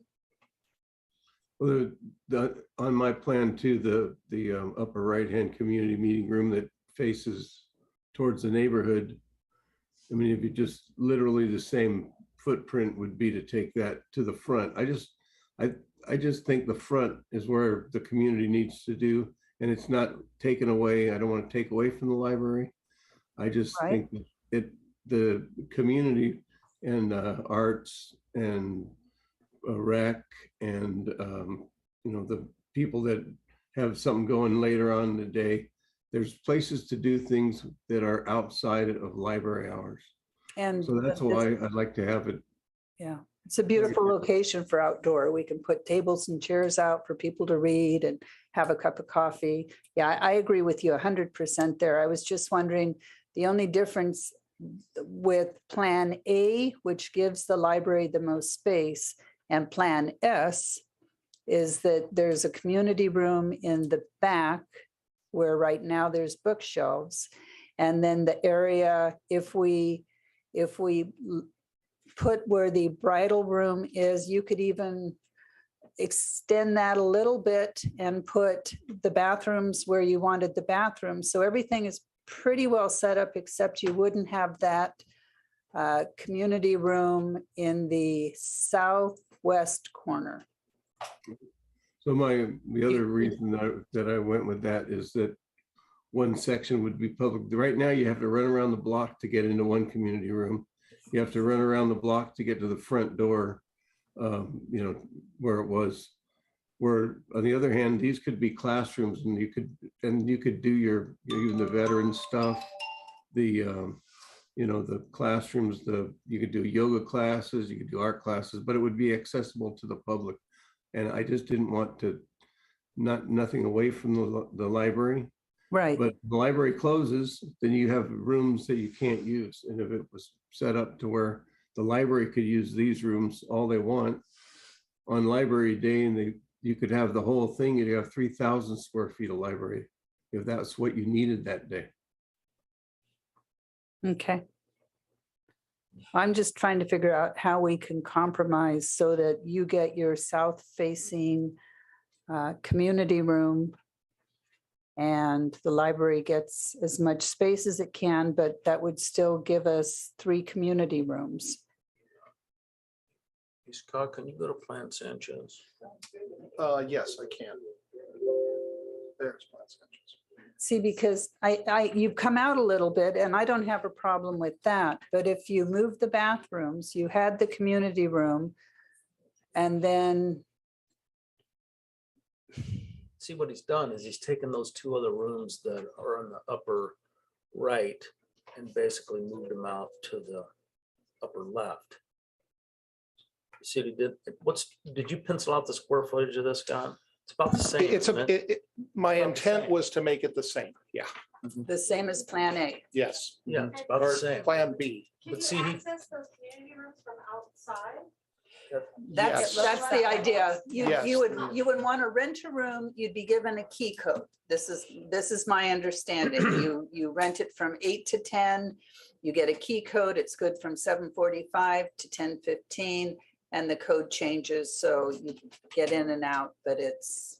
Right, so see, he's taken those 2 that are in the upper right corner that would be inaccessible and moved them to the upper left corner to where you could do exactly what you just said. So he said he didn't want those 2 rooms to be taken away when the library was closed. Isn't that what he's saying, John? Scott? Why don't you ask Councilman Sanchez? Yeah, John, isn't that what you're saying though? But I don't know if there's any access from the outside to those 2 rooms, which I don't believe there is. We can create access from the outside in any location, as long as it's on the perimeter of the building. There may be some requirements, for to build ramps to lead to those for ADA requirements, but the outside of the building is we can put a door wherever I we mean, need. where that one community room is on the south facing, Right. if you walk to the house, they have one door and it's a wall. And you've got that beautiful mountain view, That's this one here. the river view. And we can put walls in and windows in. Right, I mean, we exactly. can- But see, we can make it. now it makes the library contiguous by moving that room over to that far left side. So that it could, all that purple on both the top and the bottom could technically be yellow if they needed it, is what you're saying. So when the Right, library's ex- open, right, they can correct. expand there, but But when you they're wouldn't closed, be able you to still keep have books access. in there. I mean, No, they'd but be you've got, meeting but rooms. on this plan that John has here, all your bookshelves are already denoted within there. So that basically is the same as Plan B by if you take out the. I don't have a problem with Plan Sanchez. I just want to make sure that we provide as much library space in Plan Sanchez as we're being told people want to see in Plan A. It's basically the same in my judgment. This is the same square footage as as scheme B. Correct. But not A. Which is less not than A. A. No, but I think But A's off his- the table. But I think is Plan Sanchez saying that middle right purple room is not able to be used for the library? Because I think it is. He's just saying that you lose the upper left quadrant when the library is closed, that you can't use that as a community center. If I understand the councilman correctly, I think, please. his issue, and Councilman, tell me if I'm wrong, please, but the issue with the room on the upper right with the table in it is that it looks out at the street. And so if used at night, would be looking at somebody's home at nighttime versus Right. looking out towards the river. If that space was now stacks and then it was moved to the bottom left portion, then you'd still be looking out toward the river rather than looking across the street at someone's home. Right. And there wouldn't be lights coming out of that room if someone's using that at night towards the neighborhood. See what I mean? The one that's No, there. I know what That you're- wouldn't I be know. pointing at the neighborhood. So anybody using that room at night, those would be off because the library's closed and the lights are out. See what I mean? Yeah, I do see what you mean. I just want to make sure that I want to pick a plan that's going to give the need for the community center with community rooms and library space. And whatever is going to give us the most space is the plan Well, I think all of them are essentially the same square footage. for the within a couple library. hundred square feet. Or Yeah. probably even less than that, but see, by Well, moving yeah. that one. So, Okay, moves so that- council members, if I'm hearing it right, so if you go to the top left corner, it's sort of a community room and a half, and that's because the city manager was trying to match square footage with B. But it sounds like what you want is more square footage allocated to the library. So if you push to the purple, sorry, yeah, Scott. it's okay. I know, so that it's just the Push one the room pur- instead of a room and a half. Right, It's one then you room. would Right have at this more direction. library space. Obviously, we're not gonna paint stacks in there right now, but if you slid it over, you'd still have the community rooms in the space that Councilman Sanchez is envisioning, but you'd give yourself extra library space. So it'd be sort of a modified Sanchez. Are you considering modified Sanchez, Councilman Sanchez? So this Um, that's now. I had nothing to do with the size of the room. I think what Scott was trying to just keep it. Well, I was trying to match square footage. Right, but the library can Um, also use those rooms. during the day. Yeah, right, you're just not gonna have books or any materials in them. But they're all more square footage than they have now, so that's already incorporated. It would be more community space, but the library space is also community space and. Oh, my gosh, it is. Yeah. It could be classrooms. You could have whatever you want that day. If you wanted to have a knitting class or. I was yoga, told by a whatever you want to do. That they checked out 97,000 hard copies of materials last year from our library. And that I think Judith put in her letter that we received more people to the Buellton Library than Solvang gets. So it's. I have a question. If we remove the bridal suite from any of the equations with the intent for the bridal suite to be relocated to the barn, from your perspective or from the legal perspective, is there anything that would stop us, whether it's financial or whatever, from making that bridal suite in the barn work? Because my concern is I want to maximize library space, but I also want to make sure that the city is generating revenue and being competitive in using the barn as that type of a space. Right. So I don't want to nix the idea completely here and then get to looking at planning for the barn. I and think we find- need a bridal dressing area. Right, and We I do. don't want I to just find don't that want there's it in the something house. that precludes us. I just want to know that we know. So let me answer. I'm going to steal Greg's answer on this one, and I'm going to say it depends. Right, right. There are a number of issues at work here. Moving the bridal suite out of the residence building in and of itself is not a problem. Right. Finding a location for it within the barn also is not a problem that can't be overcome. Depending upon which direction the council wishes to go and how much money the council wishes to spend, there are a couple of alternatives. One alternative is that you utilize the apartment that sits above in the old hayloft of the barn. As has been noted, it's a large space. It can have a lot of amenities put into it. There's a lot of functionality that can be built into that.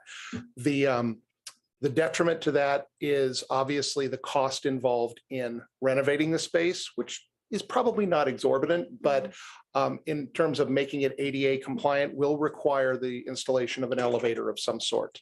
Whether it be a lift or an elevator is really a technical discussion. They're, for all intents and purposes, we're talking about something that will lift somebody from the bottom floor to the top floor. Right. And there are costs involved in that. They also are not huge in the grand scheme of things, but So it's a they're not big, millions. no, They're- 150,000, maybe So 200,000. they're reasonable for the council to not balk at if we get to that. point. Whatever the council wants to determine is reasonable is beyond my Right, pay right, grade, right. Millions are but I wouldn't come to you and say, there's no way you should consider this. Okay. There's other alternatives, though, if the council decides to go a different direction. There are portable buildings which can be designed specifically for the purpose of a bridal suite. As a matter of fact, Mrs. Nico brought to my attention here, there is a place, I believe it's called Rancho San Antonio, is that up the road here a ways, that has a barn similar to this one, but and then has a portable bridal suite on the outside of it. And the company that produced that and provided it can produce one and provide it to the city, and they would provide it to us potentially on a rent to own basis. So if we decided we could rent it to start with, if it worked, great, we keep it. Whatever we paid in rental costs would be applied toward the purchase price. If the city decided it wasn't working, or we wanted it temporarily until the apartment upstairs was done, we could then return it to them when we were finished with it. But there are options, and that's the point. So can it be done? Yes. There's nothing that could preclude it from being done that I'm aware of at this time. Okay. And can we toggle over to A again? Oh, you bet.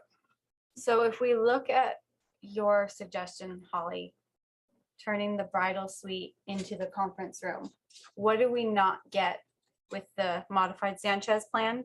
Just the conference room on the right, still looking towards a direction he thinks we should switch it? Because I still think, unless I'm confused, which very well maybe, I am not good at spatial stuff, I still think we get more space for the library if we were to look at Plan A and take the bridal suite and make it a conference room. It's basically the same, though, Scott. isn't it? It looks bigger and I can't. It is bigger. tell. It's several hundred, it's a couple hundred square feet larger. Let's see, if we look at Plan B, well, let's see, this is, okay, here we go. I'm struggling. Plan B with the multiple conference rooms is 2,500 square feet roughly, whereas Plan A is 2,850. So it's a couple hundred square feet larger or more library space with Plan A. And easier for them to see. And obviously it is, it's easier for them to see in this configuration. I will, however, state that the wedding suite footprint here, in order to make it usable as a conference space, may need to be expanded. It may need to be larger. So that you have a large usable space, because right now what you wind up with is, I'm sorry. John came almost out to the door Right. with his space. To the Where right. the swinging doors are. See, He it comes came, almost oops, to sorry, you purple. can't see my Oh, finger I see, here. I see. Yeah, He it came Comes right up here. almost to the door. I see. And even that results in kind of an irregularly shaped room. Again, my goal here was to match square footage. The architect, Mr. Marchi, when he gets involved with this, can propose a couple different layouts that we can do on a small basis without having to go to the whole building. And we can make decisions from that point as we move along, if this is the direction you want to go. My only concern with the Sanchez plan is from a librarian staff perspective, you have a lot of nooks and crannies you're trying to watch, no? Actually, remember, Glass walls. other than the fireplace, Which is the white in between the purple which and is the blue. white, Okay. everything else can be blown out. So what looks like a lot of nooks and crannies on the Sanchez plan, all of that can be blown out into one large room in Oh, I see. in the So same way that, walls- yeah, I see, I see. that all goes wide open. Most of it can be blown out. There's a There's- couple of, There's a yeah. load bearing. There's some load bearing there that has to be accommodated, but yeah. John, are you opposed to looking at one and playing with the configuration of the bridal suite? No, I think we're done with the bridal suite, as far as I understand, is it? I mean, does anybody still think we're having a bridal suite? No, I mean, are you interested or supportive of looking at Plan A, taking out the bridal suite and changing the bridal suite area to a conference room, but keeping the yellow square footage in the upper left that is in Plan A. It gives more like in one space library area. These like, just change the pink in this plan to purple, and maybe modify, the layout as Scott said, but it still gives the most flexible space to the library. Are you interested in maybe playing with that? Well, Yeah, right. Yeah, it's the Well, same I thing. mean, I just don't, I don't like the meeting room facing west. I think that's, the two rooms can't be close to each other. You gotta walk around the block to get to one and the other. And the other side is more of a presentation towards the park, like somebody was saying in their comments that this is part of the park. So part of the park is gonna be people coming up the hill to be in the library, in the meeting rooms or whatever. And this one that we're looking at has, like you said, you're gonna go around the block to go get to the next room. If you have something going, I think it should be centralized, and I'm pro south side for entertainment or classes and everything else. Well, if you look at it though, the alcove is looking out towards the park. The door is like a straight wall and a door, which is facing the homes, if I'm understanding the layout correctly. So really the view from that room is the park, correct? Am I confused? Well, it's not exactly the park. It looks out on the It looks up, what's the name of that street there? Valley Dairy? Not Valley Dairy, the one Oh, that Meadow runs Ridge? toward Meadow Ridge. Yeah, Oh, thank you. like towards It like kinda the looks park up Meadow opening is Ridge. here. But Okay. it's not a large window though. I But it's mean, also not a lot of homes, right? It's kind of looking down the street. There versus are looking homes into across the homes. street and to the right, yeah. And that's, I think what his point is that if you have that meeting room in the upper left or the upper right corner, which is purple, that meeting room windows will face the rest of this. neighborhood. The street, right, going Correct. down the street. Correct. But not the home exactly. It's looking down the street, not into homes, right? Like not into someone's living room Right. windows, right? Correct. No, but I mean, it's looking into the neighborhood, and I understand why he wanted to move that down to the other side, Just to have a because better that view. meeting room will now face the river. Right. No, And basically, I he's see taking that. the blue one and the purple one and moving it into the corner in the upper left. So if we just But move, the square footage is the same in the library. Nobody's getting basically cheated out of any space. And so those, if people are there at nighttime, the lights will be on in that meeting room in the upper right corner that is purple. And also you'd have to look out the window towards the neighborhood. If you put it on the other side of the building, then the lighting will shine out towards the river, and people won't have to be looking at that room from their house, nor will the people in that meeting room have to be looking at houses out of the room. And I understand why he wanted to do that. I think it's a very novel idea. I couldn't come up with my own ideas. I'm impressed that you did, John. But I guess I'm okay with the modified Sanchez plan where you have yours, but then instead of a conference room and a half, that it just is one conference room and the rest is library. I think that where you come up with a half is just a wall that's still in the old plan. Right. It's It just doesn't need to that be wall there. wouldn't be there. But Right. yeah, well, but she's saying reduce the size as well. So if we stretch that out to there, so you could have your conference room facing that way, but that gives us the library space that I think is needed. Oh, how about half of that? No, that's fine. Whatever. I like the idea and like I said, I didn't like the single room in the far corner. And I just think that when you're doing something, you'd like to look at the mountains instead of down the street. Yeah. And, so, is that a motion? I'm okay. It looks better smaller. That's probably more square footage now anyways. It By would be, moving that wall. it would be more than the Plan B square footage. I don't Right. know. And again, and if I might ask before the city council decides to make a decision, Mr. Marchi has not seen or heard any of the discussion regarding Plan Sanchez. So if he would like to get up and maybe make any comments or concerns he I would has, truly appreciate it, it sir. might be a good idea. And we do appreciate your plans. We've been having fun going back and forth. Good evening, Madam Mayor, Council, and city staff. My name is Brett Marchi. Yeah, it's kind of interesting. My career has been spent being critiqued by designer review boards, planning commissions, city councils, and it's kind of fun to be on the other side of the councilman here. I'll try and check myself. Be nice, yeah. You know, the one thing that when you convert a house to a municipal building, there's a different structural integrity that's involved. And this building, honestly, I don't even know if it was up to code when it was built. This thing has shear walls around the outside of the building, and this is about 65 feet. And I would never design a building without intermediate shear walls in the middle of this building. So we're gonna have to add some. And this bearing line should be a shear wall, and it's not, it's sitting on piers. So my biggest issue with the Sanchez plan, and no offense, but I tried to make it so that the librarian has clear access, visibility of everything that's going on. And these walls are gonna have to be maintained, and all we're gonna be able to do is put little openings in it.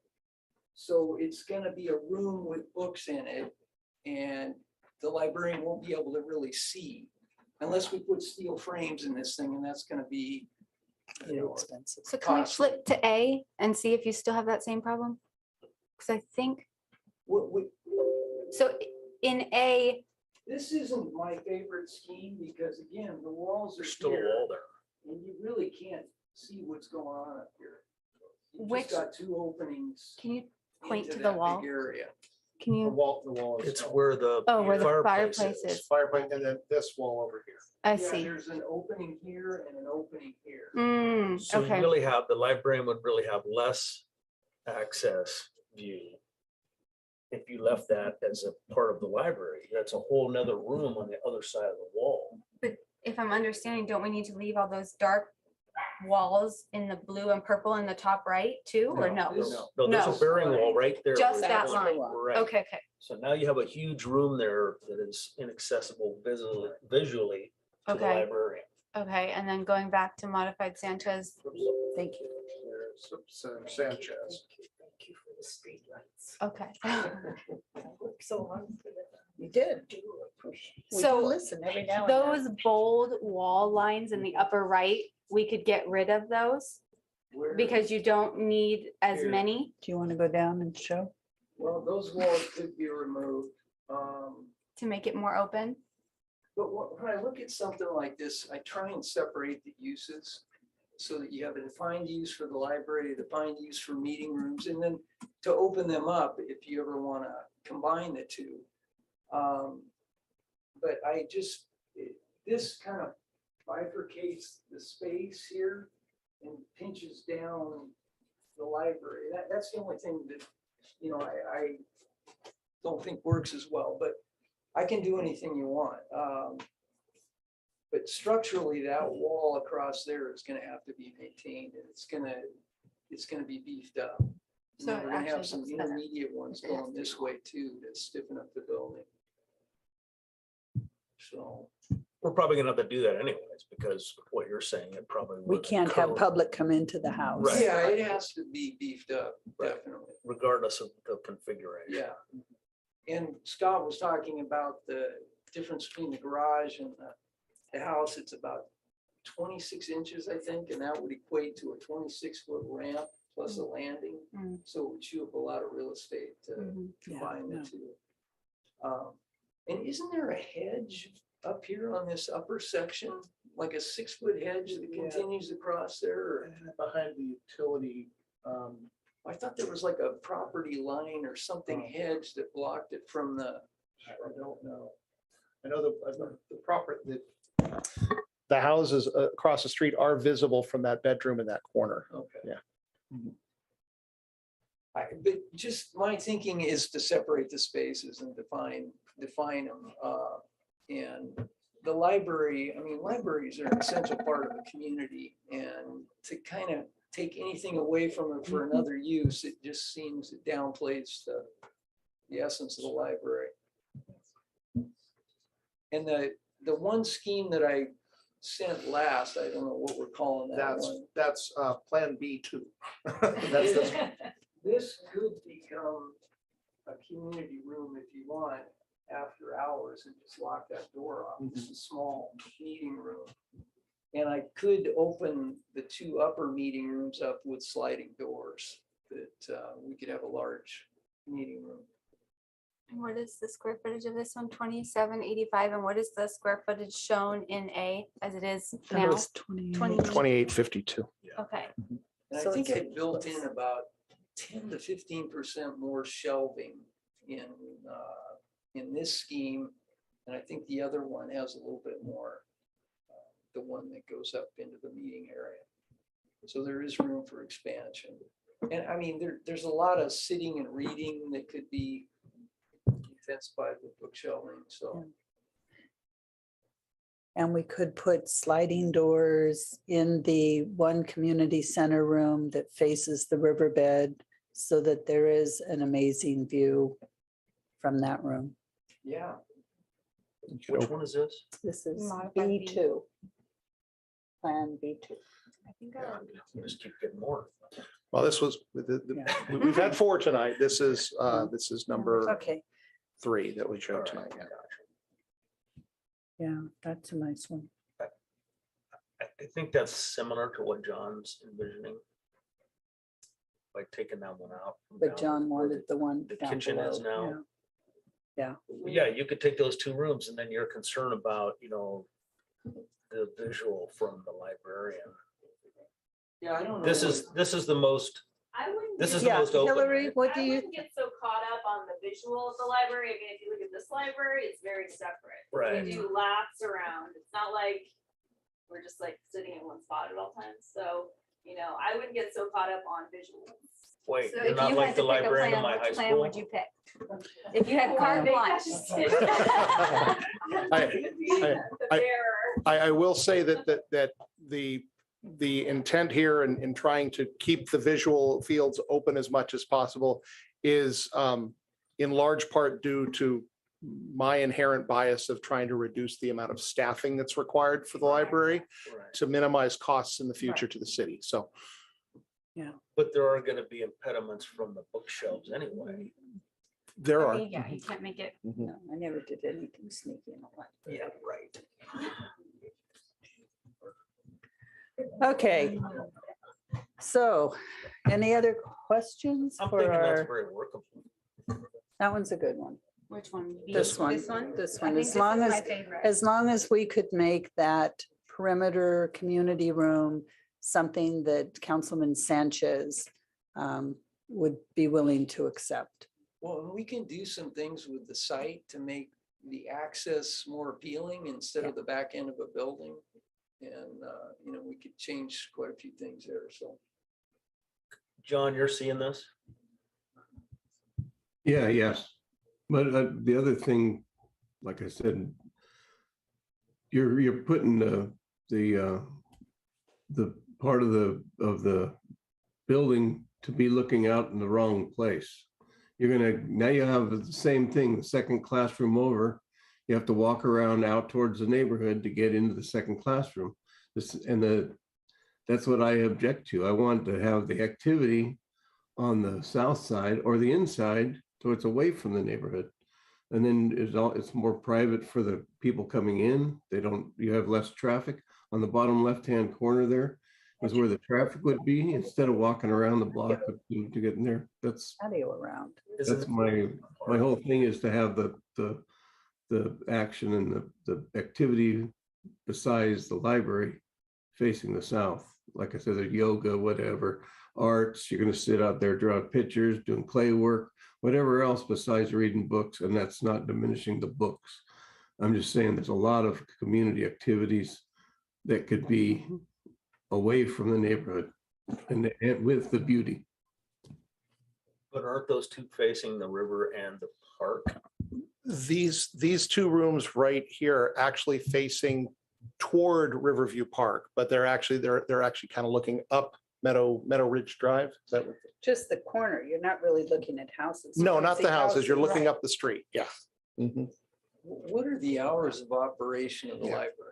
Hillary, hours of operation, you know this. Currently, they are Monday and Tuesday from 10 to 7 p.m.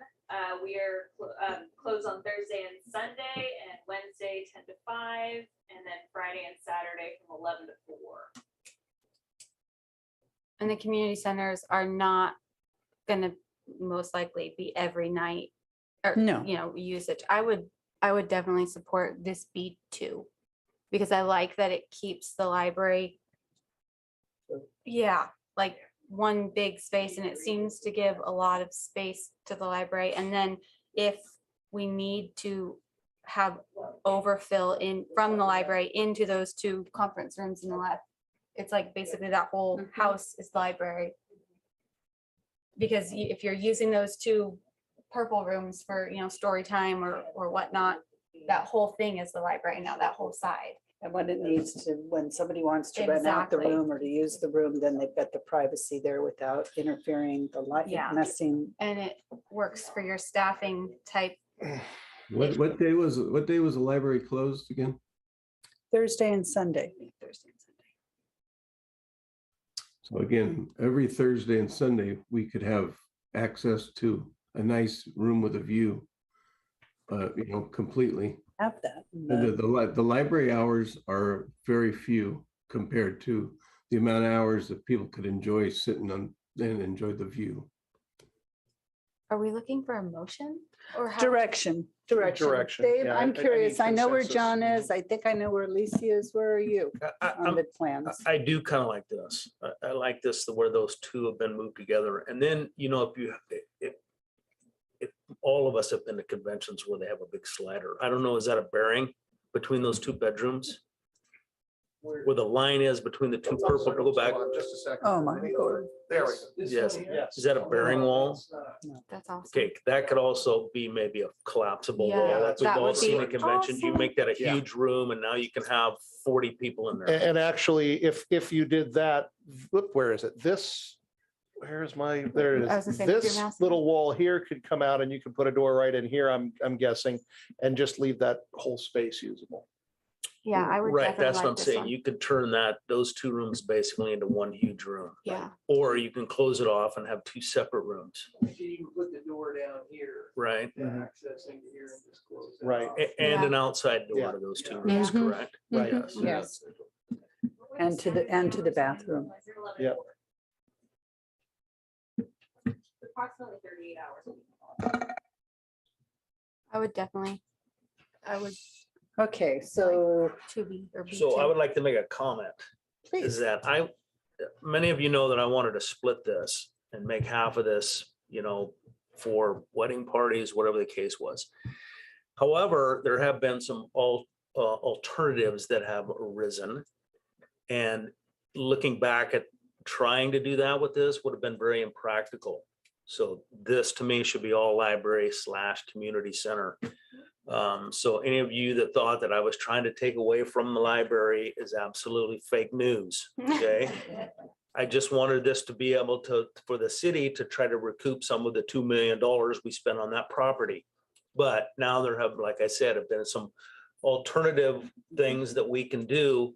Scott and I have had discussions about it to where we can turn the barn basically into a self-sufficient wedding venue. And then the city can try to recoup some of that money, your money that went for that property in the first place. So anybody that had some misconception that I was trying to X out the library, that was not true. Okay. But this, is going to be very vital for the city for us to be able to use those meeting rooms, library, kids. I did talk to the librarian today and was actually surprised post-pandemic at how many people are using the library. So this is going to be a very good use for the city of Buellton. You've got almost 100 kids in the summer reading program. You have 100 adults Right. in the adult summer reading program. You've got your craft kits and it's amazing what the library does. And I agree. We spent $2 million. We spent $2 million on the property. And I think the community center / library it gives our residents something that they spent their money on that they can use and enjoy. And that's really important. And I'm very convinced of that. This is gonna be the most incredible building that library and community center that anybody in Central California has ever seen. When they come, young families come here, they're gonna go there and they're just gonna go, wow, that's where I wanna live. That's where I wanna raise my family. Well, let's see. Traffic signals are getting pretty bad. We'll have to wait for somebody to say. Come on, Pam, let's pump the brakes here, okay? Okay, The so. best kept secret. So Thank you very much. I appreciate that. I guess I think my direction, I like the Sanchez plan with the room, but I think this one flows a little bit better. So what's this, B2? this is B2. I would, based on Councilman Sanchez's comments regarding access to the west, I might suggest to the architect that we move the access door from the west over here to the south, to the far end, so that. Perfect. And then the rest of this wall, in order to take advantage of the views that are there. Right now, it's fairly solid wall. We can open that up and make a large picture window, something like that, to take advantage of Good. the views French to the door. extent possible. I'd like to do that. in the However, library, too. French doors. Yeah, Yeah, whatever. we can accommodate that. We can remove this. Mr. Marshy, do you have direction based on what's been discussed here tonight? Yeah. Okay, between the two of us, we'll figure this out. Okay. If that's the direction the council wants to go. Yeah, I'd say to put in as much as Plan Sanchez, his design ideas into this B2. But yeah, now my only question is, so when can we open it up? When will it be done? So We're in the process of doing CEQA I review know. for the improvements on the site. We will also look at, as one of the residents or one of the speakers here tonight comment, we will look at some landscaping alternatives to try and minimize the impact to the adjacent neighborhood. And do we have to wait for the bus stops? When this is ready to, by the time this is ready to open, we will have the bus route changed. If there's desire on the part of the council to change it before then, we can certainly start that process. I don't know that it's a big there's process, not but much need right now. yeah, there's Well, but not. how are people getting to the children's center or to the horseback riding or to the park? You said there is something that gets into the park general area? Yeah, the general, I believe there's a bus stop along Meadow Oh, Ridge there thank you for coming. Thank you. that will bring them there. I'll verify that. If there's not, we can talk about it further. Director Hess? I just want to interject regarding the bus stop. We Oh, can yeah. initiate the process to get a stop included in the routes. It takes some time because we don't operate that transit Solving system. does. Solving does, Mhm. and they have a long-range plan, et cetera. We used to have a stop up top of Riverview Park. Oh, we don't anymore. We don't anymore because the ridership Thank you for coming. has been zero Mhm. over the decade that the stop was there. But it's something that, as we have new points of interest, we can add to the routes, but it's not necessarily instantaneous. We request it and it just gets added. So there's a little bit of a process. We should start talking. Right, but we would start to We'll let Rose decide when it's appropriate time to initiate that process. You know, make a promise. And thank you. You can In do my that. read of the description, it sounded like the city had the authority to do that but we'll undertake that process. All righty, so we've got direction. Is that settled science? If we have consensus from the council. I think so. I know, John, you like your plan. Are you okay with? Okay, well, I'm just, I think that we should be able to give you all the space you want, but the community's missing out. Most of the hours of the day are not gonna be able to use this at the bottom left, where we would have things that you'd enjoy the view, the sunrise, the sunset. Now you're gonna be looking at the sunset only, and you're not gonna see the mountains. But that's, that I'll lose it. So, I mean, if that's 3-1, take it. I just really wanted the south to be, the view is the most important thing to me. So now it doesn't matter. We have one view out of one room to the south. So, but that's fine. If that's what you want. Okay. So there is direction. We need to move on to business item number 9, consideration of second amendment to city manager employment agreement and discussion of salary adjustment for city manager for fiscal year 2022-23. Thank you all for coming.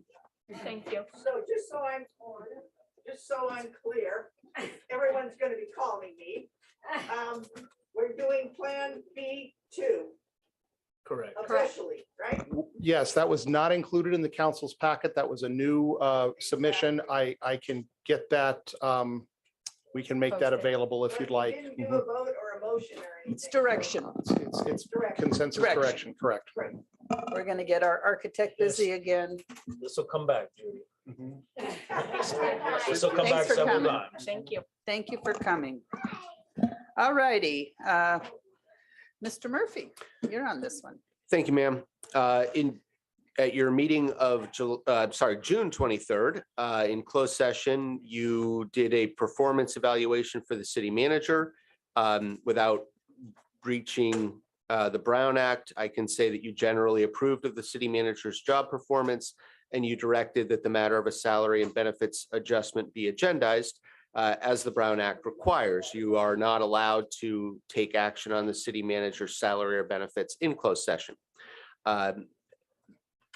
Before you tonight is this matter of the salary and benefits adjustment. As you see in the staff report, the city manager's annual base salary is $183,852.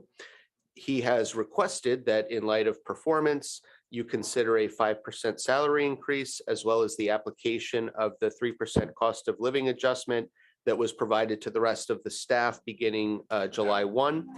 Together, these would total an 8% increase for the year, or $198,560 annualized.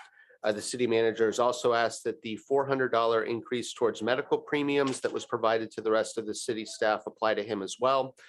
For all involved persons, that will go into effect January 1st of next year. The recommendation is that you discuss and give direction to myself and to the city clerk in terms of putting together a second amendment, which would essentially include whatever changes to compensation you deem appropriate. As final matter, the fiscal impact, the 3% COLA and $400 medical premium increases were both previously considered in the budget, so no change would be necessary. But if you went ahead with the 5% performance-related increase, a budget amendment would be required.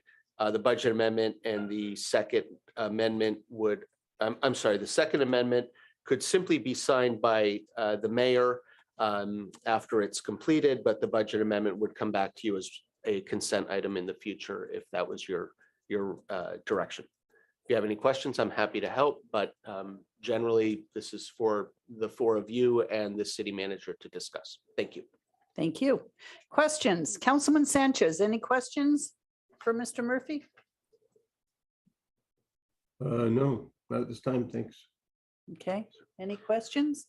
Then I'm going to open it up to the public since we just had a full room. Wait, I did have a question. This is a total of 8%, right? Total of 8%, yes. 5% performance-based and the 3% cost of living Plus adjustment. 400 Plus the 400. monthly?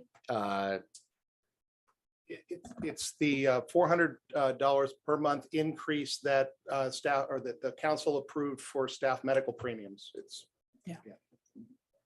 So basically, the 3% cost of living and the $400 medical premiums would be the same increase that the rest of staff got. And then the city managers again asked for a 5% performance-based increase.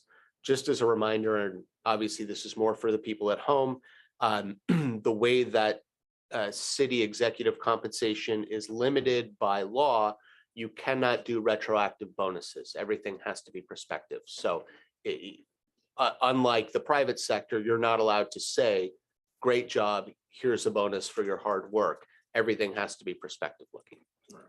Well, yeah, it's taxpayer dollars. Yeah, that makes sense. Okay, well, I'm closing public comment because nobody on Zoom or emails have any public comments. I didn't get any. Elvis has left the building. Yeah. Well, it was nice while it lasted. Hey, Scott, or Greg, give me the number on that, total. I can't find it. Total, not counting the $400 medical premium, is $198,560 for an annualized salary, which is $16,547 monthly. So what is It's Scott at now? What do you have now, Scott? 15,321, which is 183,852 annualized. 183. Be an increase of slightly less than $15,000 For the 8%. with the 8%. Yes, sir.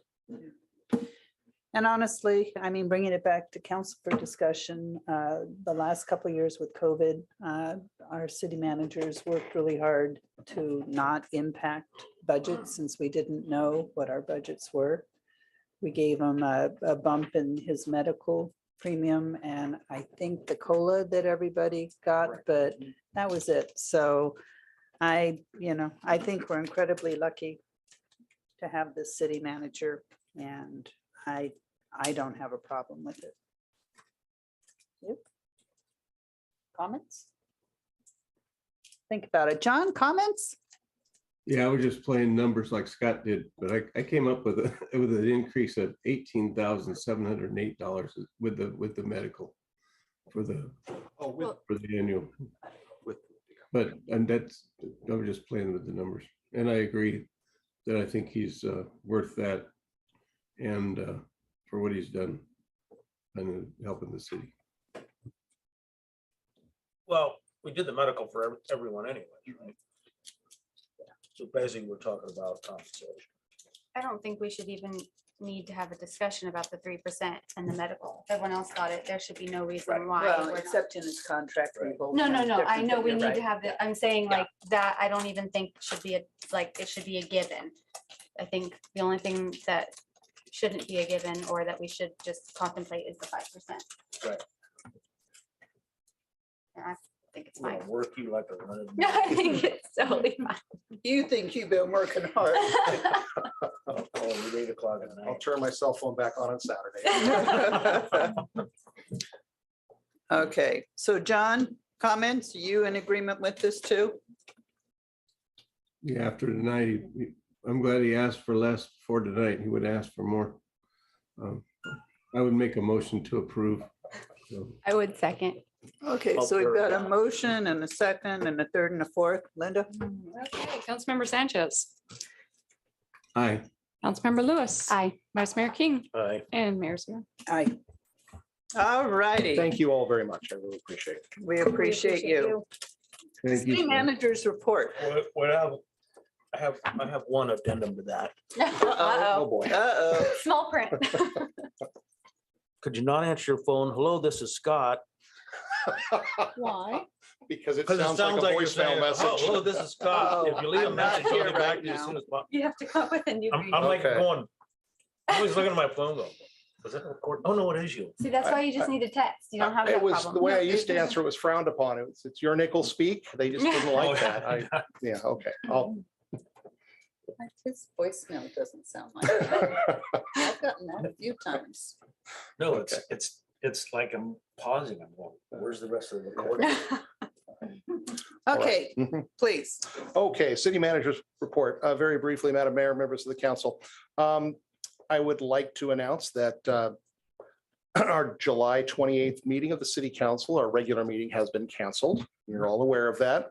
However, I would like to let everyone know not to leave town for too long because on July 30th, we have the city's 20th annual Buellton Barbecue Bonanza in Yeah. Riverview Park Is it on Sunday? from 11 to Saturday. 2.